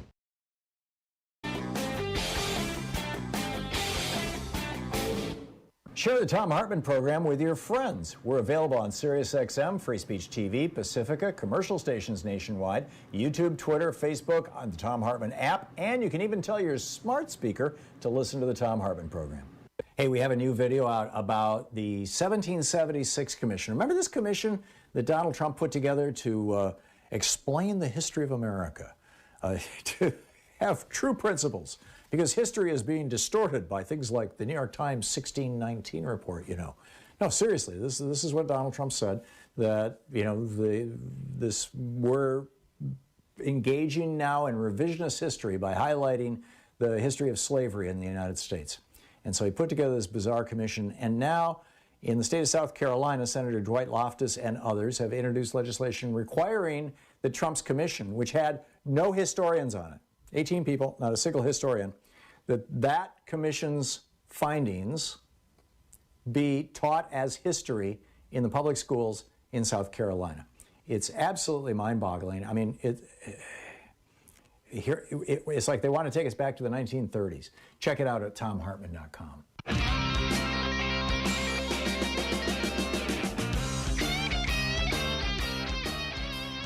And welcome back. Thom Hartmann here with you. I think that what we're, in all probability, seeing the beginning of between the Texas abortion which went into effect at midnight this morning, midnight last night,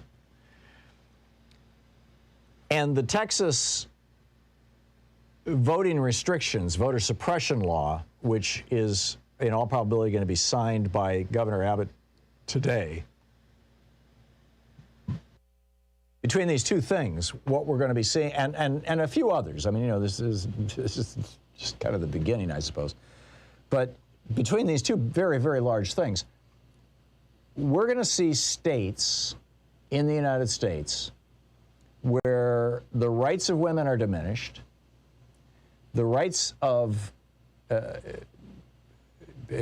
right now it's around abortion. Pretty soon they're going to start going after birth control again.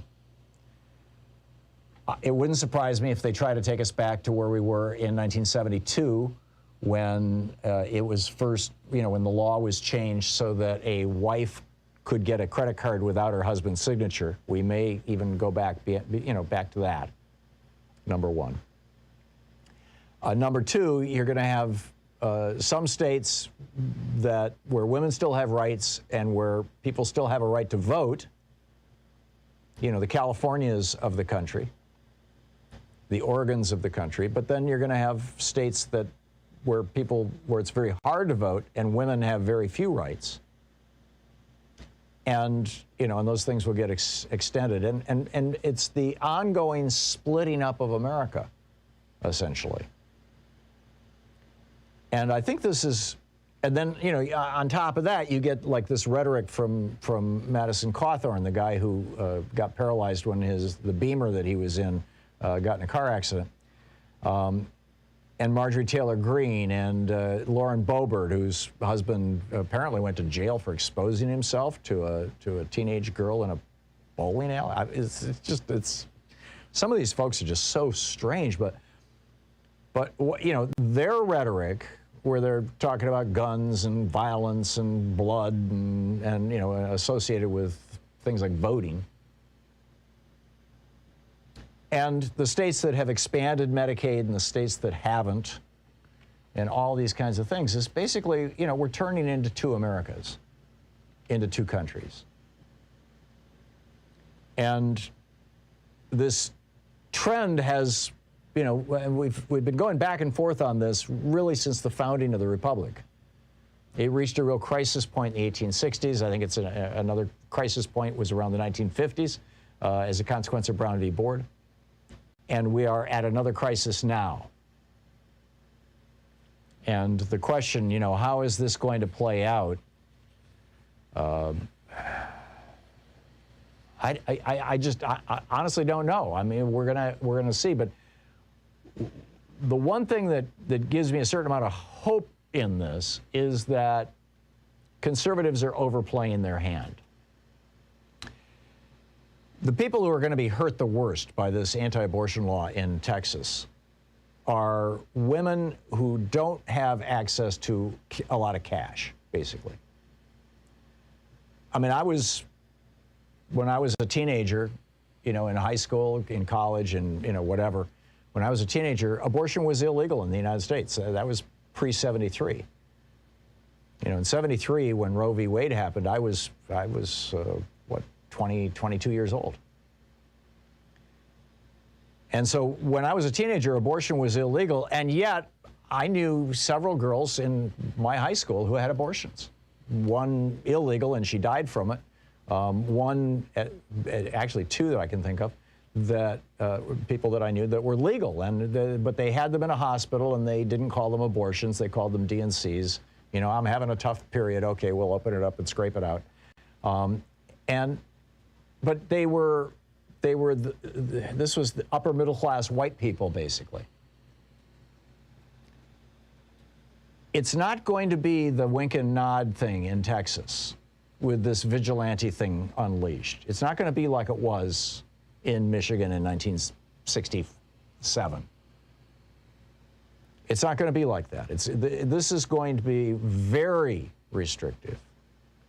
And so, and even if a woman has the means to fly to California to get an abortion, because abortion rights are actually protected by California law right now, if she tells anybody or anybody helps her buy the airplane ticket, those people who live in Texas who help her get out of the state may be subject to lawsuits. Whether these lawsuits can extend outside the state, I frankly don't know. I don't believe so, but who knows?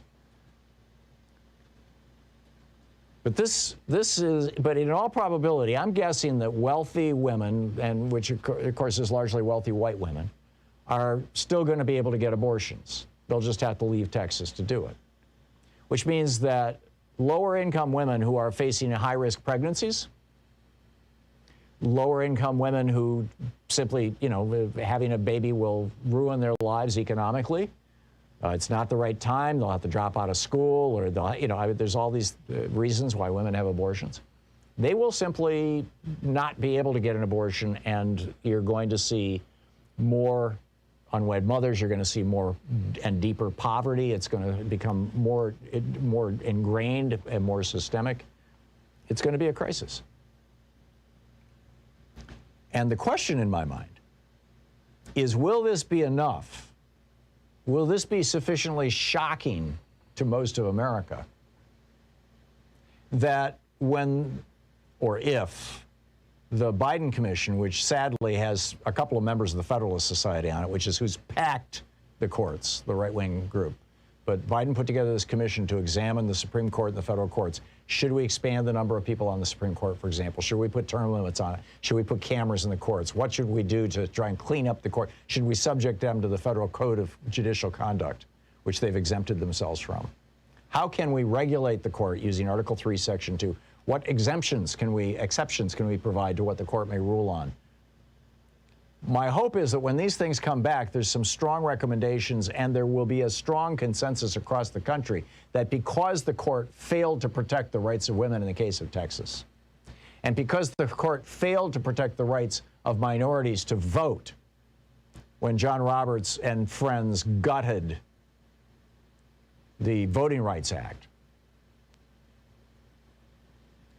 and because the court has refused to protect people's rights to unionize, and the court has refused to protect rights to free speech.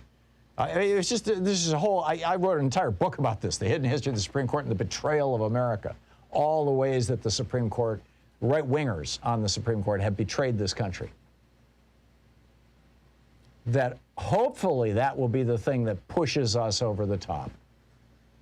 And hopefully that, and that now that Republicans are getting their way, the women of Texas are going to go, what? See, up until now, you had these, you know, anti-abortion folks who were just kind of viewed as wackadoodles. Oh, yeah, there goes, you know, he's out in front of the abortion clinic again with his bullhorn. That's just, you know, Ralph, you know, he's just a weird guy. And yeah, we've got, you know, a bunch of state senators who keep passing laws saying that if, you know, well, yeah, I mean, you had Mike Pence trying to do it in Indiana, right, with his law that if a woman has a miscarriage, which is like 1 in 4 pregnancies end in miscarriage. If a woman, a normal miscarriage, if a woman has a miscarriage, she has to report it to the police so that they can determine whether it was caused intentionally. In other words, was this an abortion, an illegal abortion? And she has to have a funeral for whatever came out when she was sitting on the toilet and had her miscarriage, or whatever, wherever, however.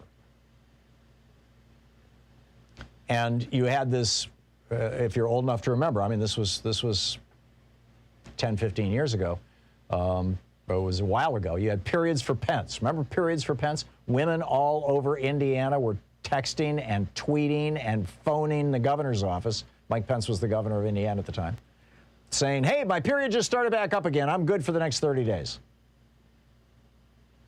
And there was this whole network of women who were notifying Mike Pence of when their periods came. So, hey, I'm not pregnant.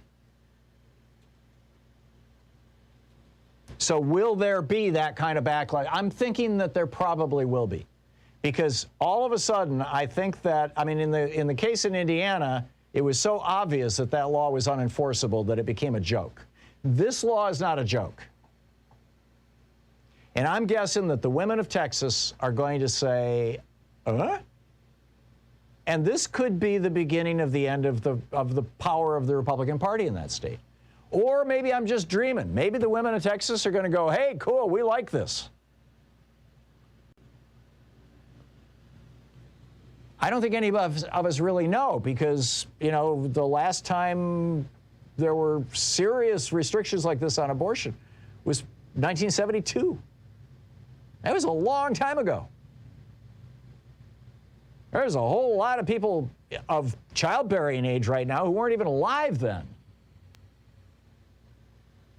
So to what extent is this going to wake up the women of Texas and the women of America? How is this thing going to play out? Watch this space, right? We will continue reporting on it and talking about it and keeping you up to date on what's going on. But this is a really slick trick that they pulled in Texas. Just saying, hey, we're not going to bother with criminal law anymore. We're just going to let vigilantes go. We're going to let these crazed incels of the world start stalking women. That's essentially what the Texas legislature said. You're listening to Thom Hartmann. Visit ThomHartmann.com for audio and video archives. And what their Governor Greg Abbott and their Lieutenant Governor Dan Patrick, himself being investigated by the FBI for corruption, what they are just crowing about.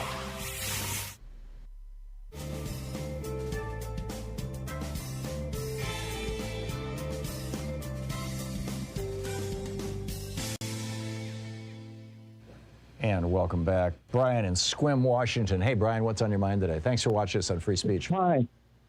Hi, Tom.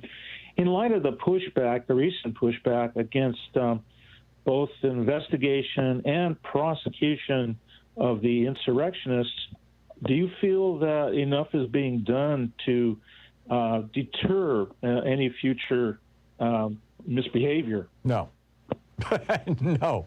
And in fact, I mean, the fact that they're talking, Madison Cawthorn was talking about, we're going to get together again in Washington, D.C. We're going to try this again, or words to that effect. I don't think that.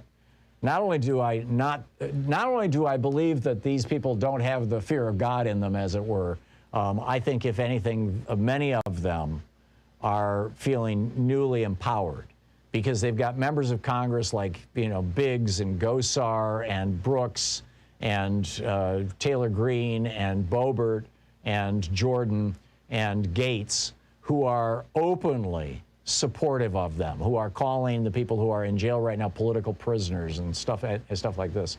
So, no, again, I think that this is a situation that's going to get worse before it gets better. Sadly, I mean, I wish I didn't believe that. I wish that was not the case, but I think that's how it's going to play out, Brian. Brian, thank you for the call. It was a good question. Jack in Albuquerque, New Mexico. Hey, Jack, what's on your mind today? Hi, Tom. I actually called when the congressman was there, but I still want to talk about this issue. There's something I have not heard anyone discussing, and it's about unvaccinated people. I'm trying to get to Germany and then to Italy to give a very important paper. This is how I earn a living. I am an international culture worker, and I can't go to Germany now because the United States is considered one region because of those unvaccinated people in the South, Southeast, et cetera. Right. And I would like to know if we can possibly, do class action suits against these people, or if people can talk about this issue. I can't be the only person who's being affected by this. It's not possible. And I also wanted to say one thing. I love Greg Palast. Thank you for having him on. I was a Katrina person, and he was down there talking about Blackwater being there. We must always listen to him, and he's right about Entergy. Okay, yeah. You can talk now. Sorry. Yeah, okay. No, Jack, excellent points all. And the problem of America being a pariah nation is getting nowhere near the kind of press it should get. I mean, just this morning, I believe it was Nate here in the studio was pulling up a map of COVID around the world. And, with these colored balls that would, or circles that would indicate the severity of the infection on a, infections per 100,000 people basis. And, the United States has got like one of the very biggest circles. And it's not because we've got the largest population. It's because we've got the largest percentage of infected people. And like you said, it's because of these yahoos, at least in the developed world, because of these yahoos down south who are saying, no, I did my own research on the internet and I decided, it's crazy. And I don't have an easy answer for it, Jack, other than, pointing out you're absolutely right. This is a problem. It's a crisis. And what we can do? Well, I think, vaccine passports. I think as business starts requiring this more and more, that you're going to see more and more compliance. But sadly, it's going to take some time. Jack, thank you for the call. Excellent call. We'll be right back.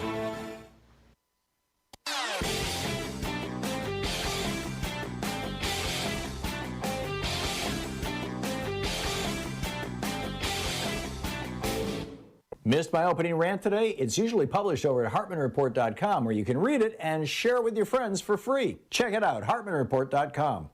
So over at ThomHartmann.com, we just put up a new video for our supporters, the people who support our program, that talks about Malcolm X saying, if you're not careful, the newspapers will have you hating the people who are oppressed and loving the people who are the oppressors. He said that 55 years ago to, this month, February, in 1965.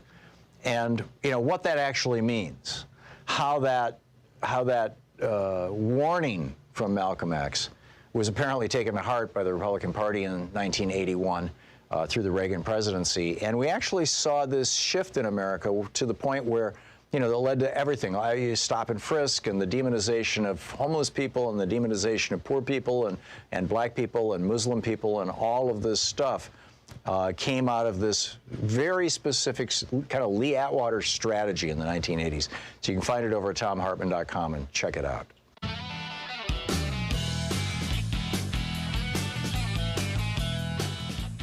And welcome back. Thom Hartmann here with you, and picking up your phone calls, Bill in Clifton, New Jersey. Hey, Bill, what's up? Yeah, hi. This thing in Texas is bad, but I don't see how any of this is going to even get to the courts. They announced, I guess, Texas last month that this new whole prioritizing of their cases, and their caseloads are really, really high. Right. And civil cases, most of which corporations would like to have a priority, are going to be swept down the line. And for them to take on every single person who's arguing against their neighbor is going to be a problem. Plus, I think it should be illegal. The Justice Department should not be outsourcing their dirty work to citizens to do. That they're hired and they're paid to do that kind of work. Well, hang on just a minute. Number one, I guarantee you that there are judges, local judges in Texas, who would be delighted to take these cases and who will set all kinds of stuff aside. You may be right, if it goes up to the Fifth Circuit, for appeal, it'll take some time. That time, of course, will run up the lawyers' bills, which will even hurt the person helping the person getting the abortion even more. But I disagree, frankly. I think there's going to be thousands of these cases, and they're going to have to figure out a way to deal with it But there's lots of local courts. This does not have to start in fact, it wouldn't start at a federal court. This is all going to be in the state courts. And, I guarantee you Texas is going to figure out a way to do it. I got to move along, Bill. Thank you for the call. Eric in Erie, Pennsylvania. Hey, Eric, what's up? Hey, afternoon, Tom. Listen, Bill's onto something there with clogged dockets, but also so are you, in that there's going to be judges who are going to cherry pick any cases like this. But it doesn't really matter. This law is never going to succeed. It is lacking the most fundamental foundation brick in American tort law, in American civil law, and that is the aggrieved party, known as the plaintiff, bringing the action, has to be able to show a cognizable under law harm or injury to themselves. And they can't do that here. There's no way they can do that. Additionally, you're going to have zealots who are going to want to try and, be the first one to get one of these cases over the finish line. They're going to have to violate laws in order to get the information that they need to assert their allegation against the woman. Or not if it's a spouse or a family member. And number one, and number two, you can make tort claims that are general or that reflect the interests of society. They don't have to be individual.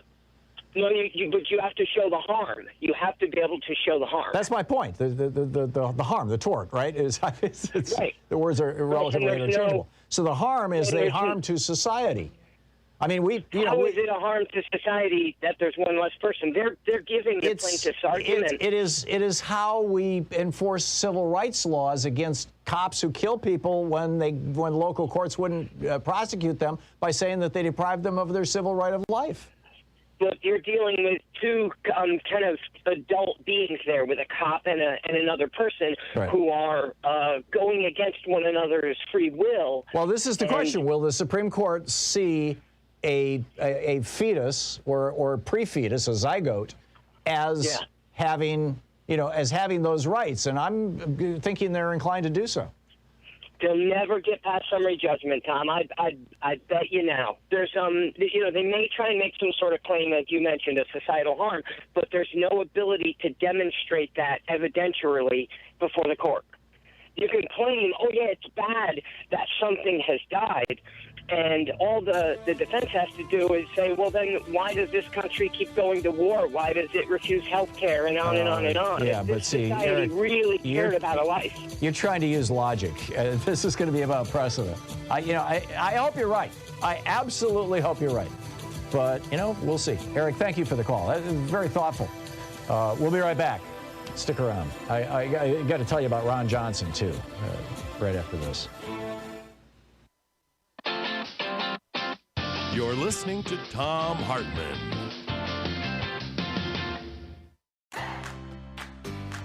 These companies support the Thom Hartmann Program. They are HelloFresh, the #1 meal kit delivery service. More information at HelloFresh.com, code TOM. CB Distillery for sleeping and pain relief.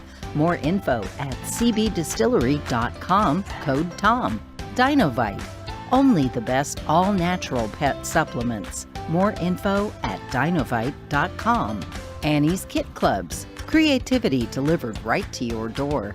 More info at annieskitclubs.com/Tom. Wild Alaskan Company, delicious, sustainably sourced seafood delivered right to your door.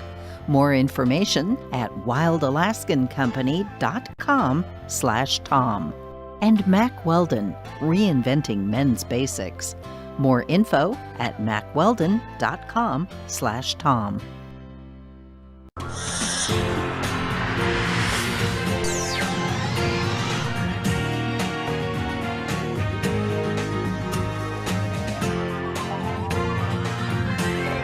We say fight back!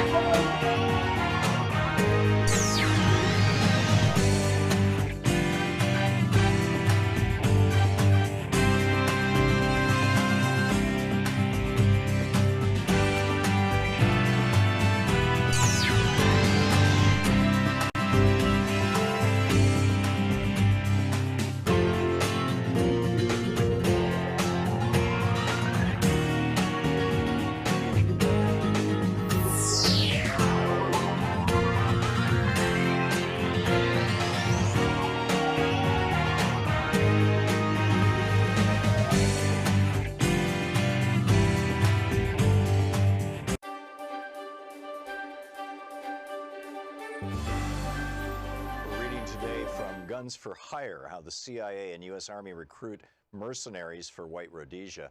It's a historical reprint of what appears to be a 1979 pamphlet, basically. This is from the introduction. It does have an ISBN number. It is available in book sources. In Zimbabwe, Rhodesia, actually this must have been published post-1980 because they're referencing Zimbabwe. In Zimbabwe, Rhodesia, 270,000 white settlers, mostly immigrated since World War II, controlled the government and economy, ruling over the 7 million black Africans. The Zimbabweans cannot vote. They have been forced off the bulk of the arable land, and they have no democratic rights whatsoever.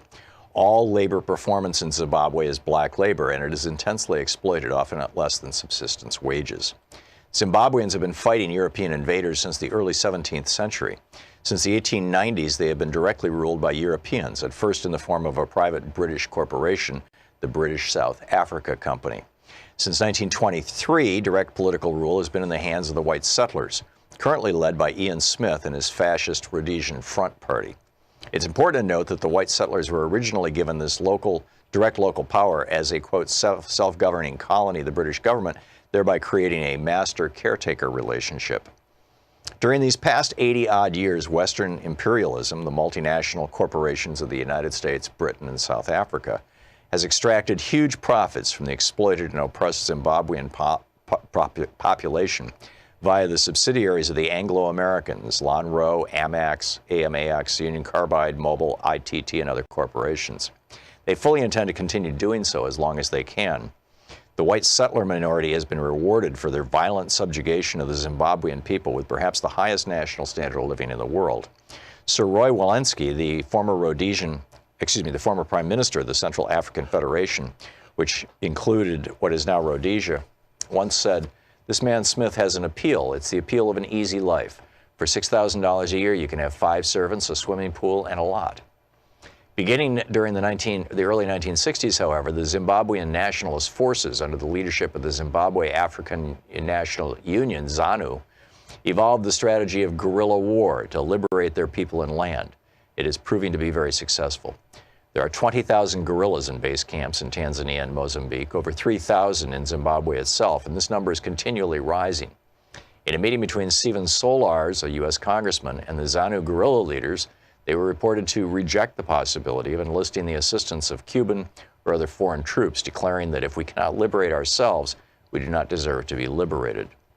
Despite Western propaganda to the effect that the U.S. and British only wish to avoid a bloodshed in Rhodesia, don't forget the Zimbabweans have been bleeding for almost a century, their real fear is that the liberation struggle will win.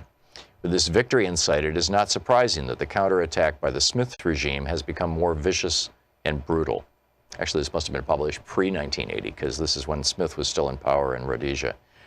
More than 250,000 rural Zimbabweans have been forced into concentration camps. Terrorist raids have been conducted against Zimbabwean refugees in Mozambique. Dusk to dawn shoot-on-sight curfews have been instituted and enforced in the border areas. And escalating counterinsurgency attacks have been launched against the military arm of the liberation struggle, the Zimbabwean People's Army, ZIPA. It is crucial for Westerners to understand that the Smith regime has not stood alone in this barbaric campaign. This pamphlet documents the critically important element in U.S. imperialism's support for the Smith regime, white mercenary reinforcements for the fascist Rhodesian, quote, security forces. This flow of U.S. mercenaries to prop up white Rhodesia is an important, though secret, part of U.S. imperialism's strategy for Africa. The U.S. has massive investments in southern Africa. Zimbabwe alone supplies the bulk of high-grade chrome ore used in the U.S. for jet engines and other advanced technological items.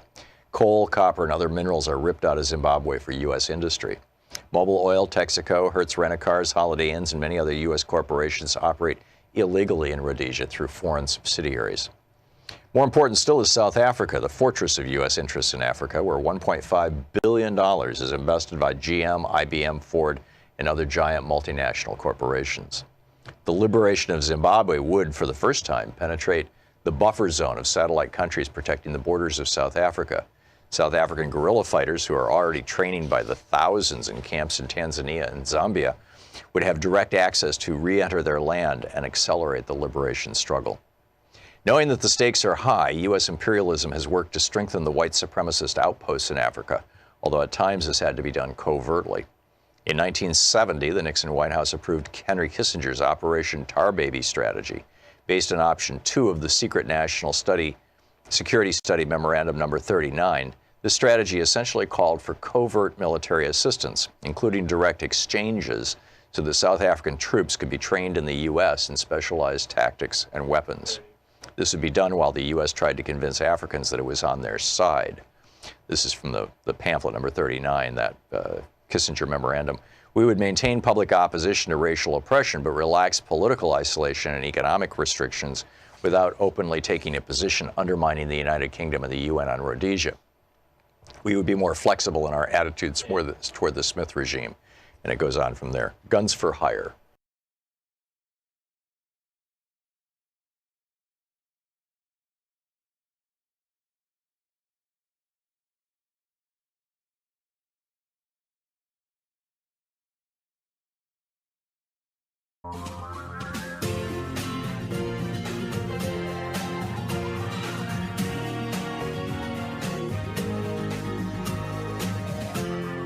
This is the Thom Hartmann Program.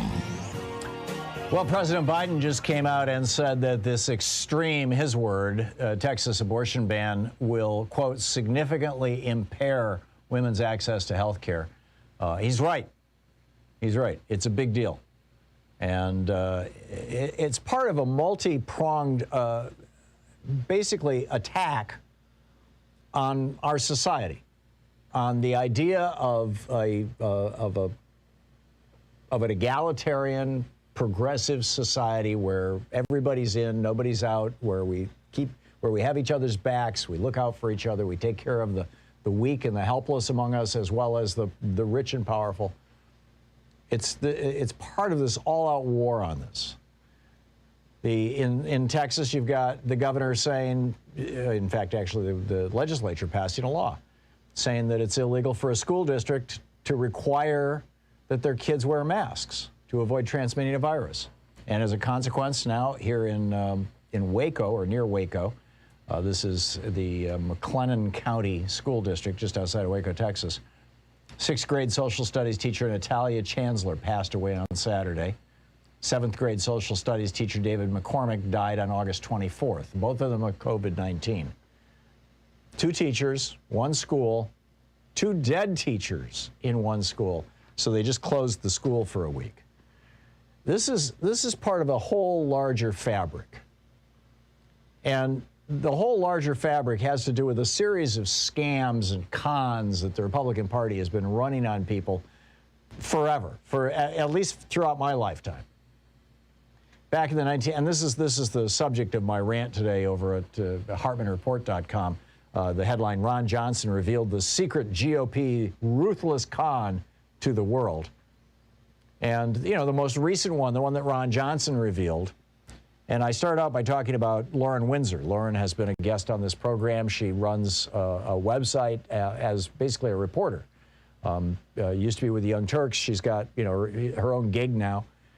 And disclosure, I've supported her, you know, like many journalists. You know, they have a GoFundMe page or something like that, and I've supported her work in the past.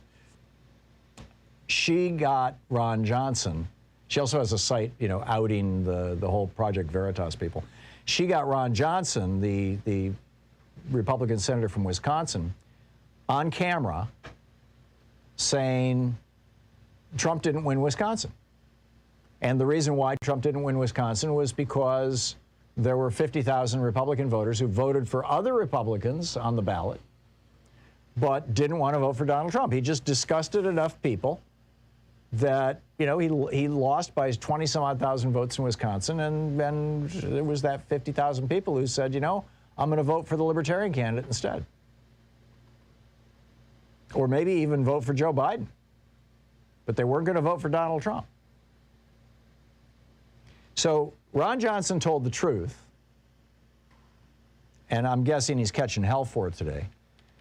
But the reason why I say this is a con is because they are publicly saying, oh, no, Trump didn't lose Wisconsin, Trump didn't lose Arizona, Trump didn't lose Georgia, Trump didn't lose Michigan or Pennsylvania. Those were all stolen. Don't you know it was voter fraud?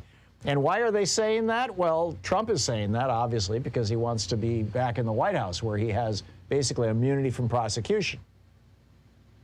For Trump, it's all about saving his skin. He doesn't want to have to, you know, move to Saudi Arabia and get a palace and a harem like Idi Amin did and live out the rest of his life, you know, outside the United States. Although I guarantee you that's on his list of possibilities. So what it's really about, though, is not protecting Donald Trump or maintaining, you know, the grand memory of, you know, his orangeness. No, what it's really about is having a rationalization, an excuse, a reason, or a stated reason anyway, not a legitimate reason, but a reason to make it harder for people to vote, particularly people who are low-income people, people who are very, you know, who are poor people, people who are members of particular minority groups, specifically blacks, Hispanics, Asians, Pacific Islanders, Native Americans. Make it more difficult for people who work hourly jobs to vote, people more inclined to want to have a union, for example, than for people who work salaried jobs. You know, no mail-in voting means you've got to take time off work to go to vote, which means that you're going to lose some income. So, you know, a lot of people just don't vote. So they're trying to make it harder to vote in state after, and they have. I mean, 18 states now have passed these restrictive laws, making it harder and harder and harder for people to vote, limiting the hours, limiting the times, making it far more difficult to vote by mail, which, by the way, we've been doing for 20 years here in Oregon without a whiff of scandal. It is so convenient. We have one of the highest voter participation rates in the nation. We're right up there with the rest of the developed world that also largely votes by mail. But so they're running a scam. They're saying, oh, there was voter fraud, therefore we need to make it harder to vote. Now, why are they having to run that scam? Well, because they've hit the limits of what they can do with their red state strategy. You know, you'll recall the examples I used in my article are, as I recall, Wyoming and Idaho. Wyoming and Idaho, both states voted for FDR 3 times. They voted for Harry Truman. These are all Democrats. Voted for Lyndon Johnson. Both those states. Those states have 2 senators each. That's 4 senators. Well, if you're a right-winger and you want to you want to gain control of the United States Senate, you don't go after California. California only has 2 senators, and it's got 35, 40 million people, whatever, it's some huge number of people. And it's very expensive. But hey, in Wyoming, there's only 800,000 people in Wyoming. You buy up some radio stations, you buy some TV stations, you put a think tank on the ground, you buy up the local newspapers, and pretty soon you flip the state red. And they have done this since the 1970s. I mean, this is what came out of the Powell memo. And they've been going low population state after low population state after low population state, flipping them red, using mostly talk radio as their principal vehicle, but also, local newspaper, local news, now increasingly television stations. But they've hit the limits of that. Because people are figuring out what a con this is. There's 41 million Americans who are represented by Democrats in the Senate. 41 million more Americans are represented by Democrats in the Senate than are represented by Republicans. And yet Democrats have equal power with Republicans. So you've got that. You've got the gerrymandering thing where, like in North Carolina, the vote Democrats, Republicans for House of Representatives is roughly 50-50. So they send 10 Republicans to the House and 3 Democrats. Same thing in Wisconsin, same thing in Michigan, same thing in Pennsylvania. States where it has been so heavily gerrymandered that even though the majority of Americans are voting for Democrats to go to the U.S. House of Representatives, Democrats control the House by what? 5, 6, 7 votes, just a handful of votes. And many of them, as we're finding out with, people like Kurt Schrader here in Oregon, are not reliable Democrats. You can't trust them to look out for the interests of working people. So, here we are. And my point is that this scam is not the only scam that the GOP has run. They used to run this back in the 50s. It was called the communism scam. Everybody in the Republican Party, Joe McCarthy cranked it up, right? I have here the names of 200 communists working in the State Department and the Army.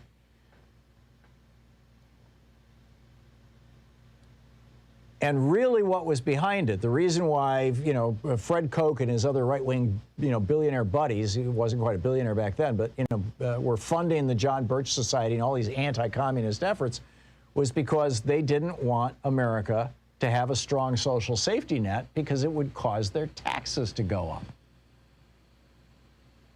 That's what it comes down to. And so we're going to stop communism. Food stamps, that's communism.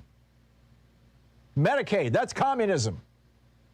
Ronald Reagan recorded a 33 LP album, a record, back in the 1960s, warning that Medicare was going to be the gateway drug to communism in the United States. And he called it socialism. The socialist Medicare program. Someday we will look back on when men were free. If this thing passes.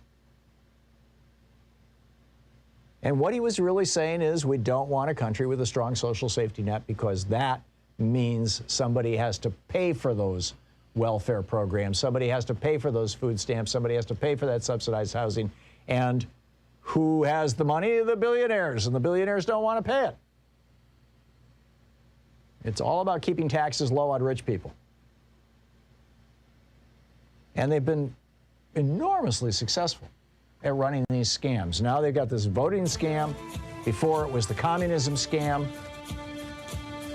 Lately they've been, ever since 1973, they've been running the oh my God, we're worried about the lives of unborn children scam, when as soon as those kids are born, it's like, what? Expand Medicaid to help them out? Screw that. So it's the we're concerned about life scam. It's all the Republicans know how to do is run scams. This is the Thom Hartmann Program. For 18 years on this program, I've been running this contest. If you can name one piece of legislation put together by Republicans, passed by Republicans, that benefits the average person, you win.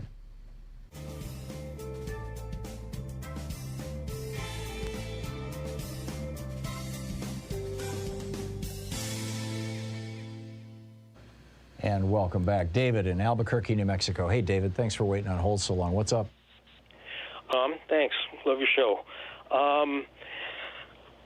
This whole abortion issue, I believe, should not be a religious issue, and let me tell you why. If we start with the premise that the whole underlying reason that pits pro-choice people versus pro-life people is the idea of when life begins, okay? So these people waving their Bible at a young girl and saying, this says that you're a murderer if you have an abortion, well, they need to open that Bible to page 1, because Genesis 2:7 says, and I'll paraphrase, God breathed into Adam's nostrils, which animated his body and spirit, words to that effect, right, which is close to biblical proof as you can get that life begins at first breath.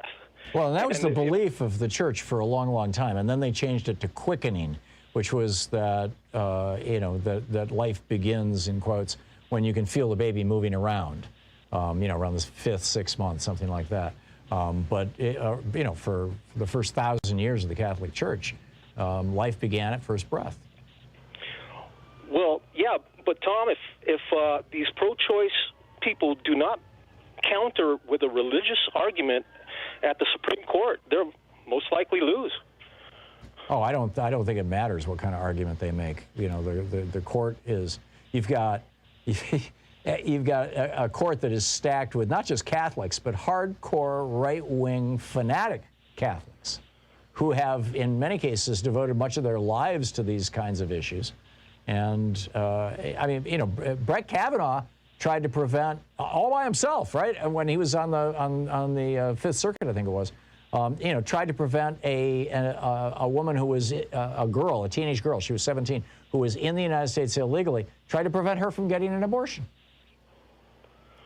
I mean, it's like he went out of his way to try to stop this girl from having an abortion. He ultimately lost that case, but I mean, this was like, these people are fanatics, for lack of a better word, David.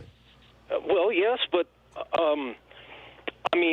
that's right there in the Bible, and they claim to use the Bible as a guidepost for life. Well, and God commits abortions, by the way, in the Bible. He causes women to lose their children. Right. There's a prayer in there someplace where somebody says, "May their children, may their babies be aborted."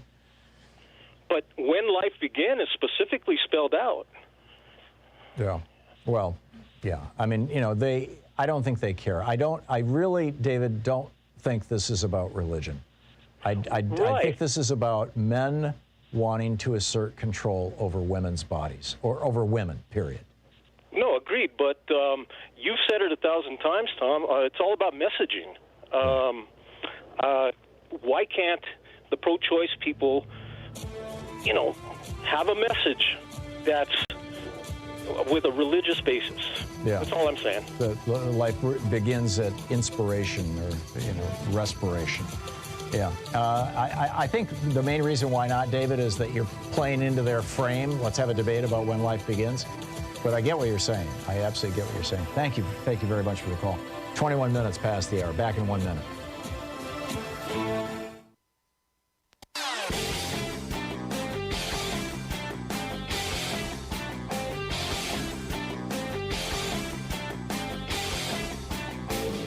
Our 1-hour free podcast recaps the show, and it's available wherever fine podcasts are found. And we have the full 3-hour podcast available over at thomhartmann.com if you want to really support our program. So we have over at hartmannreport.com my daily rant, which you can find there.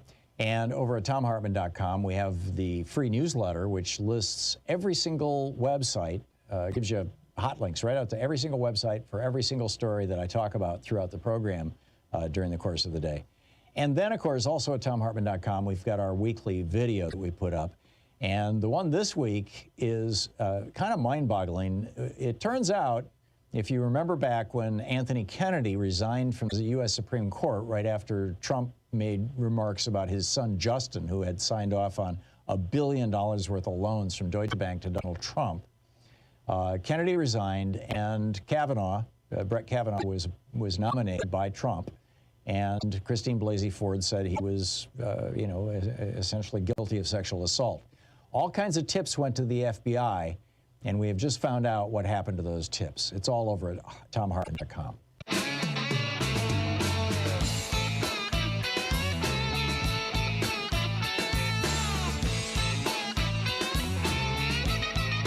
And welcome back. It is 23 minutes past the hour. Let me just make sure here I'm not. Oh, yeah. One other thing that I wanted to share with you, rant at you about a little bit, if I may, and that is 900,000 dead people, which is, by the way, a vast undercount. The number of people who died in our war in Afghanistan, in George W. Bush's war in Afghanistan and George W. Bush's war in Iraq. Both wars that Bush and Cheney lied us into. $8 trillion looted from the United States by these two wars, by the defense contractors involved with them, and right at the front of that line, Dick Cheney's company, Halliburton. When Dick Cheney was running Halliburton, back when he had been, George W. Bush had asked him to help him find somebody as his vice presidential nominee, because Dick Cheney had been chief of staff to Jerry Ford, as I recall, and he knew his way. And in fact, he'd been defense secretary for somebody. I think it was Jerry Ford also. He knew his way around the White House, and he'd been a member of Congress for years and years. So Bush asked Cheney, who should I get for VP? Well, Cheney at that time was running Halliburton, and he had made this big bet that the government was going to bail out the companies that had been selling asbestos for years and years. And Dresser Industries had a huge asbestos liability. My dad was suing Dresser Industries because he got mesothelioma from asbestos. And so Dresser Industries was for sale for pennies on the dollar. And so Cheney had Halliburton buy them, thinking that the federal government would bail them out. And the federal bailout never happened. And so all of a sudden, Dresser Industries is like in a whole world of hurt, which means Halliburton's in a whole world of hurt. Halliburton is looking at the possibility of going bankrupt. So Cheney says to Bush, make me the vice president. And then, as vice president, it's like, hey, let's have a war right away. And let's give one of the very first no-bid multi-billion-dollar contracts to Halliburton. $8 trillion looted from the United States. We could have had single-payer health care. We could have educated every kid in America who wants to go to trade school or college for free. We could have provided years of health care. We could have cut the cost of drugs in half. We could have ended homelessness in the United States. $8 trillion looted from us. Because these two men wanted to get reelected and lied us into a war to do it. It's about $8,000 per man, woman, and child in America. Are you happy with the way that your money was spent? I'm not. I am, shall we say, dissatisfied. And I was just so pleased to see Joe Biden, President Biden yesterday, just tell the truth. Jerry Ford never said a word. Lawrence O'Donnell's actually been doing a really good job. He's the only person I've seen who's talking about this story. That he went back and he looked at all the film footage, of Jerry Ford's presidency. Jerry Ford, of course, ended our involvement in Vietnam, and about 2 years later, the government fell, but he got us out of Vietnam. He never gave a speech. He never said, I did the right thing. He never rationalized it. He never, and I hurt him badly, politically. And I think Biden is doing this right. He's saying, we made a mistake. This war should have ended at least 10 years ago. He's not going as far as I am. The war never should have started, but, hey, you got to do what you got to do when you're in politics, I suppose. But he's saying, this war should have ended a decade ago. he's telling the truth, or at least a large chunk of the truth, which is pretty awesome in my book. Anyhow, I'll pick up your calls after the break. Stick around. You're listening to the Thom Hartmann Program. Call 202-808-9925. Back with your thoughts right after this. Is the Thom Hartmann Program, helping you win the water cooler wars.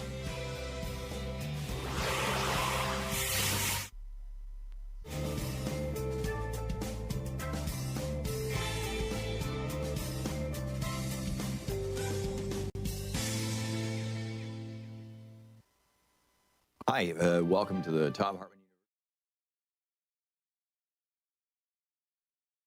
Our book today in the Thom Hartmann Book Club is the second, Race and Guns in a Fatally Unequal America by Carol Anderson. This is from the introduction.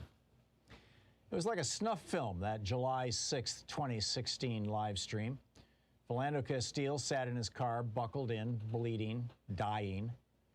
"Why did you shoot him, sir?" asked his fiancée, Diamond Reynolds, pain piercing her every word.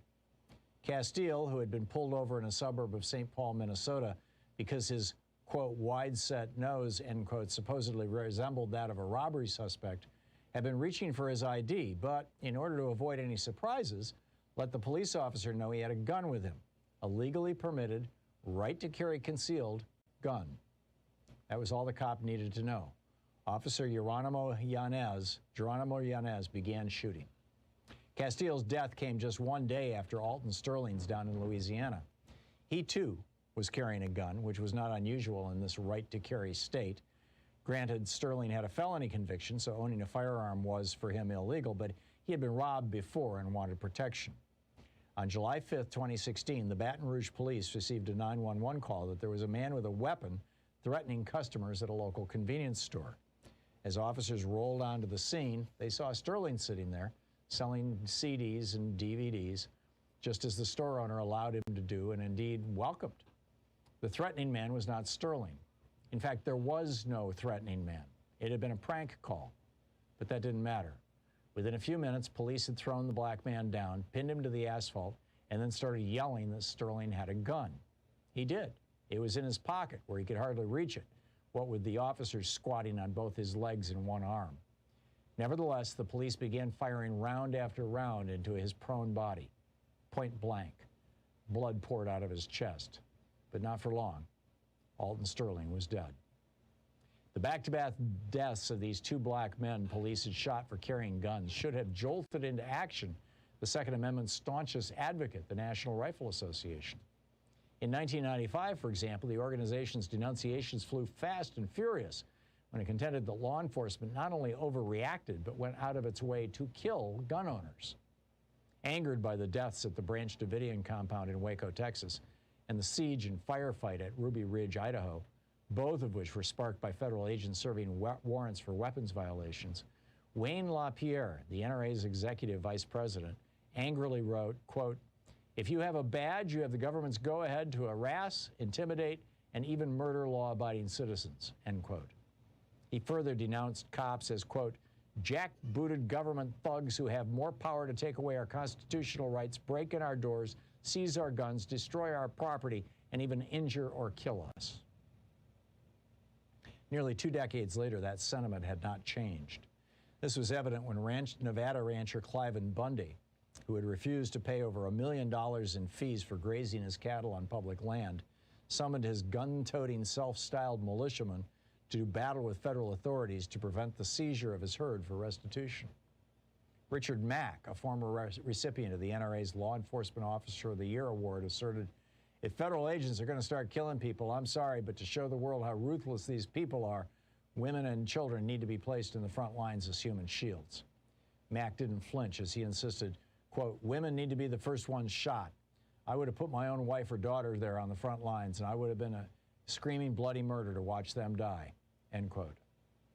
Larry Pratt, a speaker at the NRA's 2014 National Convention, commenting on the fact that Bundy, quote, "backed them," the Bureau of Land Management agents, down with automatic rifles and other deadly weaponry, proudly called that armed confrontation, quote, "a proper, legitimate, lawful response to illegitimate, unlawful exercise of government power, particularly on the federal level," end quote.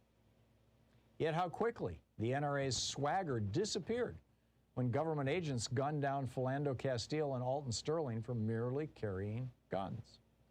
Sterling's death didn't even merit acknowledgement. As for Castile, the NRA broke its silence only after inordinate pressure from African-American members led the gun manufacturers' lobby to issue a tepid statement that the Second Amendment was applicable, quote, regardless of race, religion, or sexual orientation. When pressed further by many of its members to stand up for Castile, the often fierce organization demurred, saying it was, quote, important for the NRA not to comment while the investigation is ongoing. This situational silence did not go unnoticed. The NRA had not only loudly defended the rights of those at the Branch Davidian cult and at Ruby Ridge, men who had actually shot and killed members of law enforcement, but the organization had also doubled down on calling for more guns in the face of mass shootings in a public school in Newtown, Connecticut, and a movie theater in Aurora, Colorado. Yet here, the guardian of the Second Amendment was now deliberately ignoring the inconvenient fact that black men had been killed for merely possessing a firearm. Where's the NRA? Asked journalist Hannah Kozlowska. Didn't Sterling and Philando Castile have Second Amendment rights too? David Graham in The Atlantic coolly observed that, quote, two shootings give a strong sense that the Second Amendment does not apply to black Americans the same way it does to white Americans, end quote. Washington Post columnist Eugene Robinson wrote that he saw the old Jim Crow whites only sign plastered above the Second Amendment. The book, The Second, by Carol Anderson.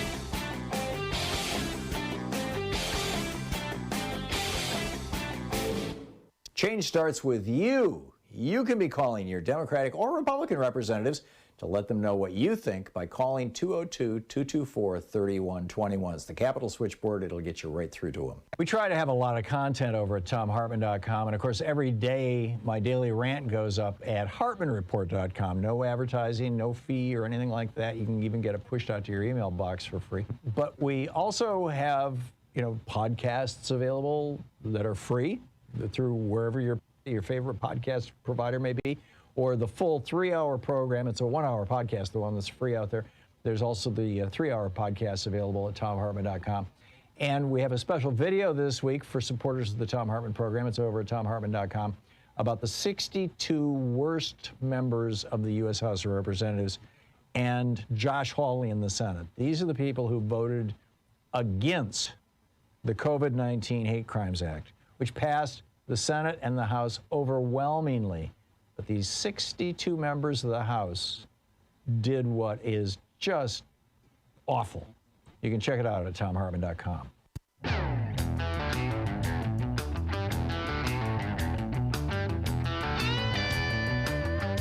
Welcome back. Thom Hartmann here with you. And remember when Donald Trump tried to threaten President Zelensky of Ukraine, saying, you got to find some dirt on Joe Biden.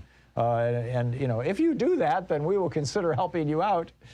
Zelensky never got his White House visit because he never, rolled for Trump, never lied for Trump, which is essentially what Trump was asking him to do. Well, he is, as we speak, at this very moment, in the White House having a conversation with Joe Biden, with President Biden.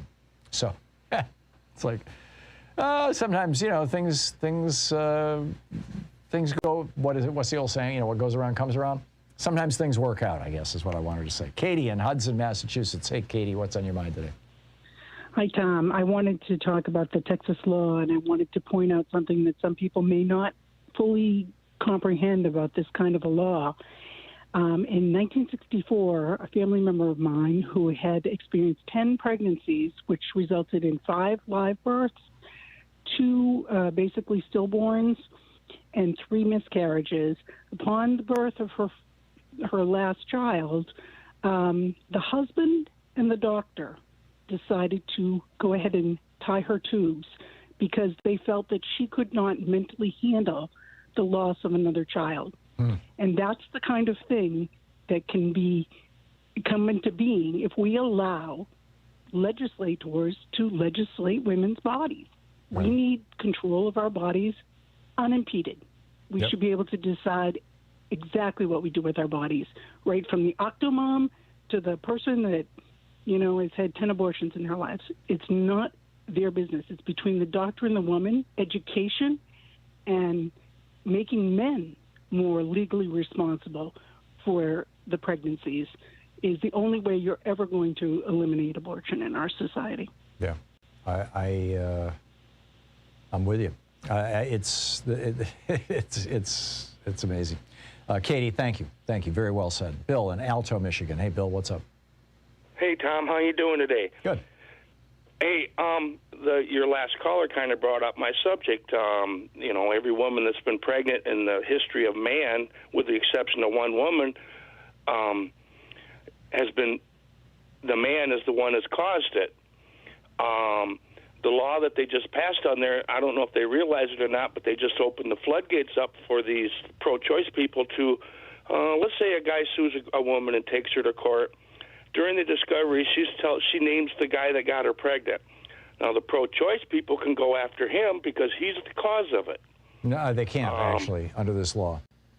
I follow your logic, and I think that if we wanted to, you know, as per the previous caller, if we were to figure out a way to hold men accountable for pregnancies, suddenly abortion would become a sacrament. You know, it would, you know, it would be like, you know, one of the sacred rituals of the church or something. But as long as they can keep women entirely responsible for this, it ain't going to happen, sadly. This is insane. It's just insane. Yeah, no, I get it. I get it. I'm with you, Bill. Bill, thank you for the call. Randall in Glendora, California. Hey, Randall, what's up?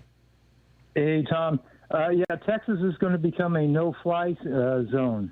Why is that? And, well, because as the lawsuits start piling up against these airlines for flying women out of the state for abortions, and not just that, I mean, you could take it to interstate trucking companies that are bringing medical supplies into the state.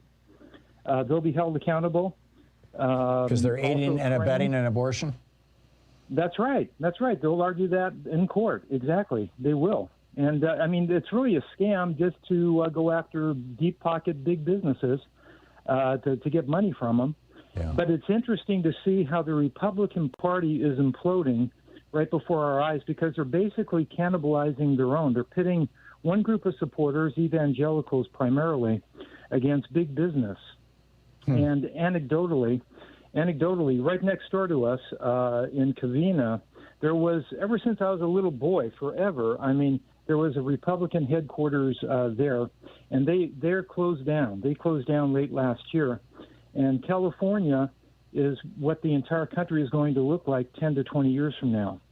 So it's a precursor, and it's an example of the demise, the beginning of the demise of the Republican Party. Well, that was the point of my rant and of the op-ed that I wrote today for Hartmann Report, which is that they have to run this voting scam because their gerrymandering scam has run its course. Their red state strategy, you know, flip the low-cost, low-population states red, that strategy has run its course. Americans are figuring out that these guys are, you know, the Republican Party basically exists to serve the interests of the billionaire class and the corporate class, and that's it. And they'll throw a bone to the anti-abortion people. They've been doing that ever since 1973. They'll throw them a bone. But now, you know, to mangle the metaphor, the GOP in Texas is sort of like the dog that caught the car by the bumper, you know. What do I do now? You know, what's going to happen when these lawsuits start? And how far is it going to go? I'm guessing, Randall, that they're not going to be able to sue, for example, an airline, unless the woman who, when she makes the reservation, says, I'd like to make a reservation to California so I can get an abortion. And I'm guessing that the reservation agent at that point will terminate the conversation. But again, we don't know. None of this has been adjudicated, but I would bet just about anything that there's going to have to be some demonstration of knowledge that you are participating in an abortion. I think it's absolutely going to have a deleterious effect on medical supplies, availability of medical supplies. There's going to be lawsuits. There's no doubt they're going to challenge this, and they're going to go after the people with the big pockets. I mean, you could take it all the way down to the handyman that's maintaining the buildings locally. Yeah. Even the governments for piping in a sewage line, electrical lines, you know. I mean, there's no end to it, really, economically. And by the way, Randall, this is not something that's a whole standalone thing just specific to abortion. There are laws that have to do with money laundering that are used around illegal activities, and I'm not sure exactly how this would apply here, but perhaps they could pull it off. But for example, if you are selling pot and you put that money in and you use that money to buy a house, they can take your house. I mean, there are ways to maybe I'm not sure I'm going down a good logical road here. But I see the connection, absolutely. And this has so many different avenues and nexuses to other things. I don't know. I mean, it's a Pandora's box. Really I don't know if coronavirus is affecting the Republican Party's brains over there, or what's going on. No, they finally got what they wanted. And that's going to be the big question. I mean, if they can enforce this, if a year from now, or a year and 4 months from now, when the 2022 elections happen, there has not been a legal abortion performed in Texas in the last year. How is that going to affect the outcome of that election? Is that going to help the Republican Party, or is it going to hurt them? Because people were fine giving them lip service. Oh yeah, right to life. Oh sure, yeah, check off that box, no problem. But now it's like, oh my God, my 18-year-old daughter, just got pregnant with her boyfriend, and I want her to go to college. I mean, it's like suddenly it's going to get real. And where is this going to go? We'll find out. But it's going to get real. Randall, thank you for the call. Mike in North Jefferson County, Kansas. Hey, Mike, what's up? Hey, thank you so much, Tom. First off, I wanted to say straight up, my name is Mike Goodell, and I was a licensed private detective, retired now through the Kansas Bureau of Investigation and the Attorney General's office in Kansas. And one of my jobs was to take care of 4 abortion clinics in the state of Kansas and provide close protection to the nurses and the doctors in those clinics. Wow! So you've been there. You've been there and seen it. And I want to say right now, the doctor I protected, her name was Dr. Ann Kristen Newhouse. And she was the first woman licensed physician to publicly perform abortions in the state of Kansas, and the last to work with Dr. George Tiller.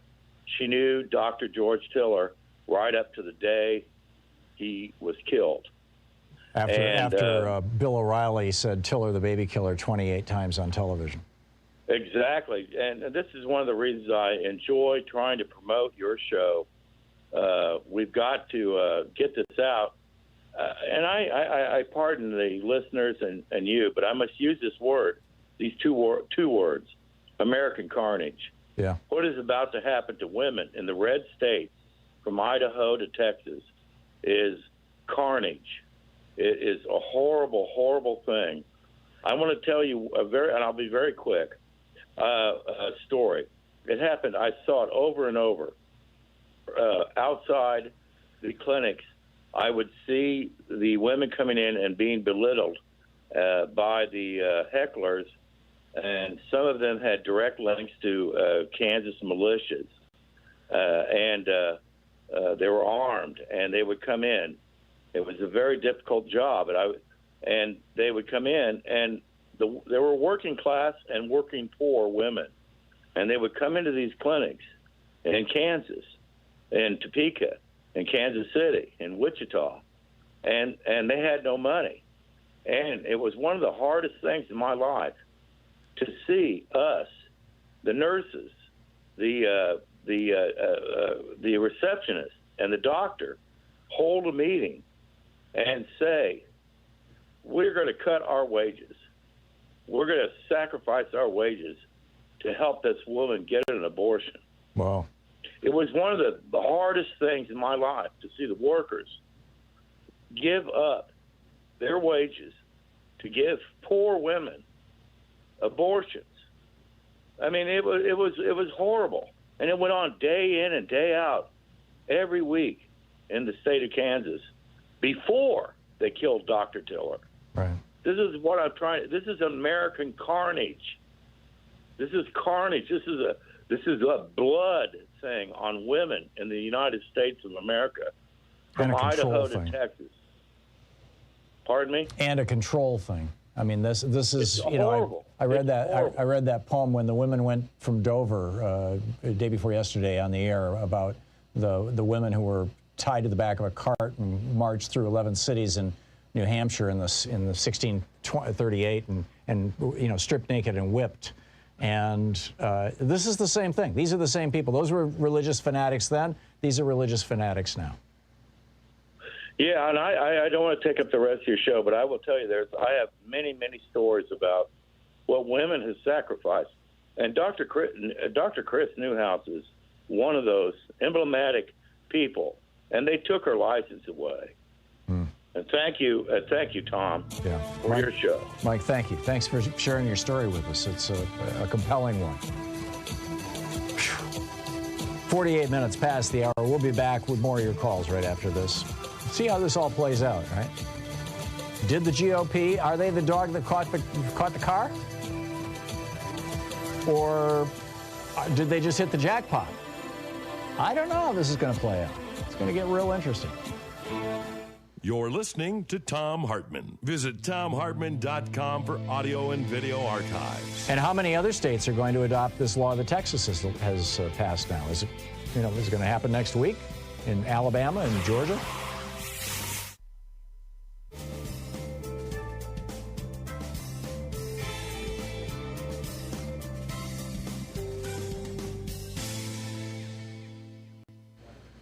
And welcome back. My goodness. Nathan in Rice Lake, Wisconsin. Hey, Nathan, what's on your mind today?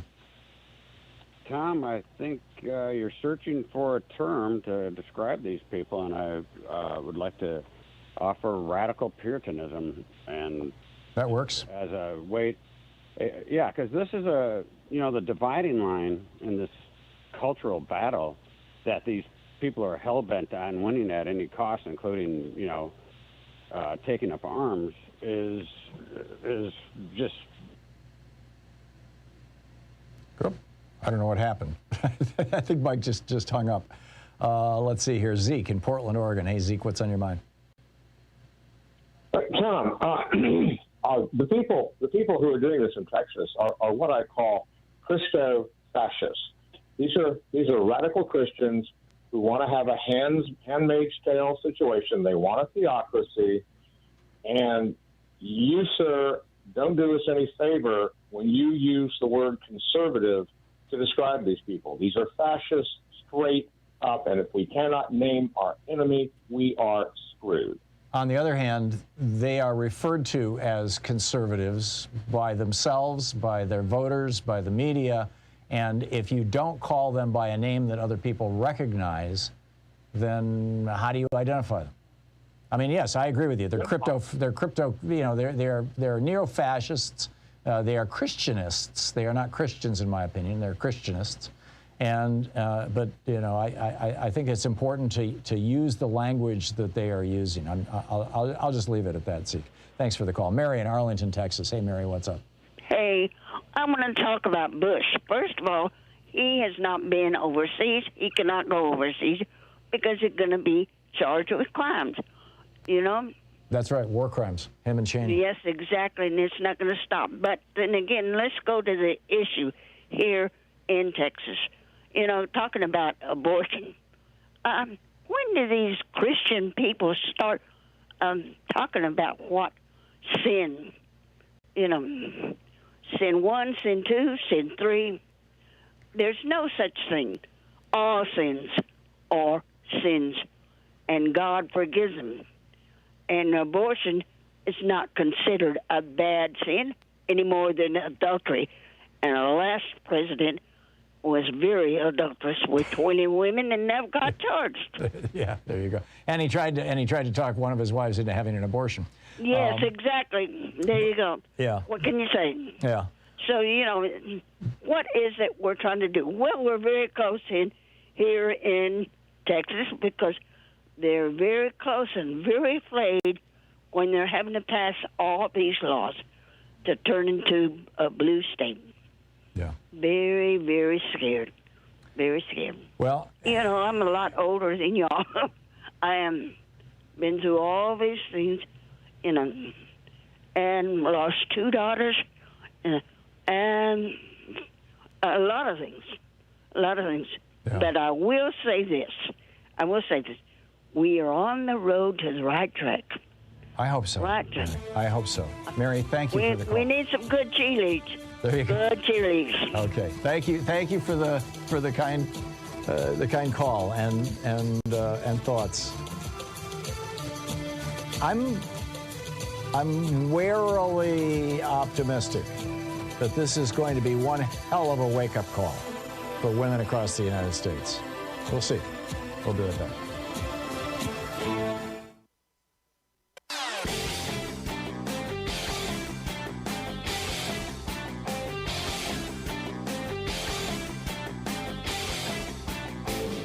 Hey, thanks so much for sharing our program and for reaching out to our stations and sponsors and letting them know that you're listening. It really means a lot to us.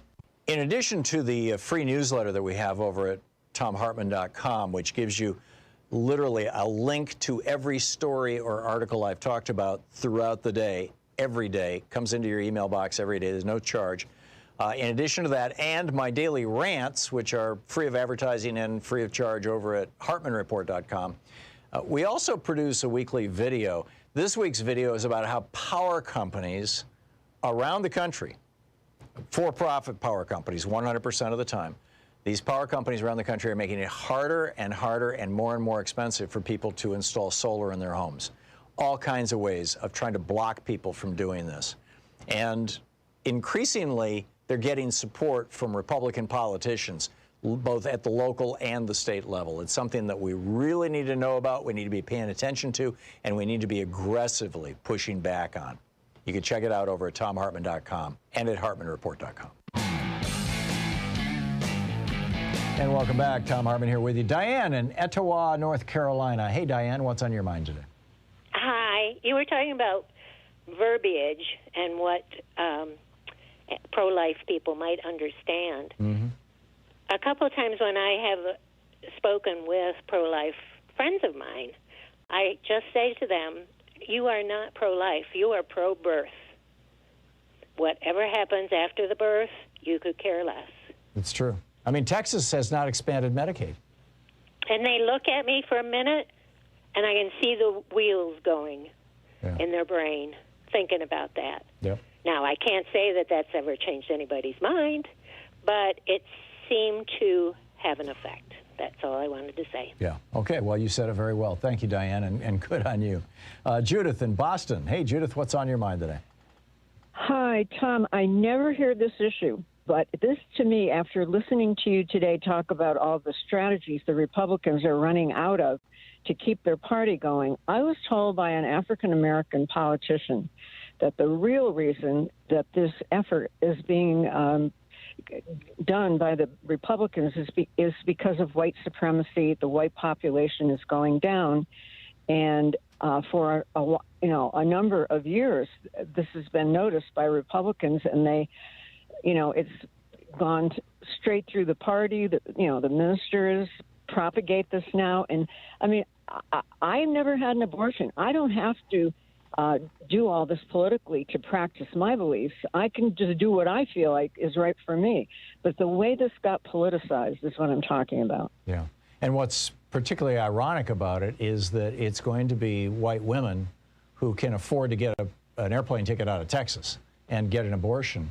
And the white supremacists who are all freaked out about, the number of white people in the United States is not going down. The percentage of white people relative to people of color has changed, but there's all populations have been growing. That's what I meant. But I know that. And, but what's so weird is it's almost like somebody telegraphed this to the white supremacists who are also the anti-abortion freaks, is that there's going to be if this works the way that they're planning on it, the white women are going to they're going to get their abortions. And, women of color who are lower income, they're not going to be able to. And that's kind of the opposite of what the white supremacists are talking about doing. It's a weird little nuance, but anyhow, Judith, thank you for the call. Thank you for bringing it up. We'll be back tomorrow. We'll continue our conversation. Same bat time, same bat place. In the meantime, don't forget, democracy is not a spectator sport. It really does require all of us to participate. That includes you. Get out there, get active, tag, you're it. We'll see you tomorrow. Have a great afternoon. Be good to yourself and the people around you. You've been listening to Thom Hartmann. For audio and video archives, visit thomhartmann.com.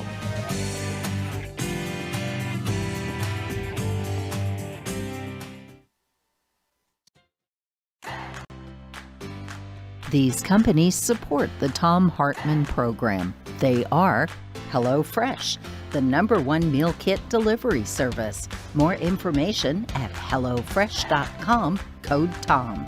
CB Distillery for sleeping and pain relief. More info at cbdistillery.com, code TOM. Dinovite, only the best all-natural pet supplements. More info at dinovite.com. Annie's Kit Clubs, creativity delivered right to your door. More info at annieskitclubs.com/Tom. Wild Alaskan Company, delicious, sustainably sourced seafood delivered right to your door. More information at wildalaskancompany.com/Tom. And Mack Weldon, reinventing men's basics. More info at mackweldon.com/Tom.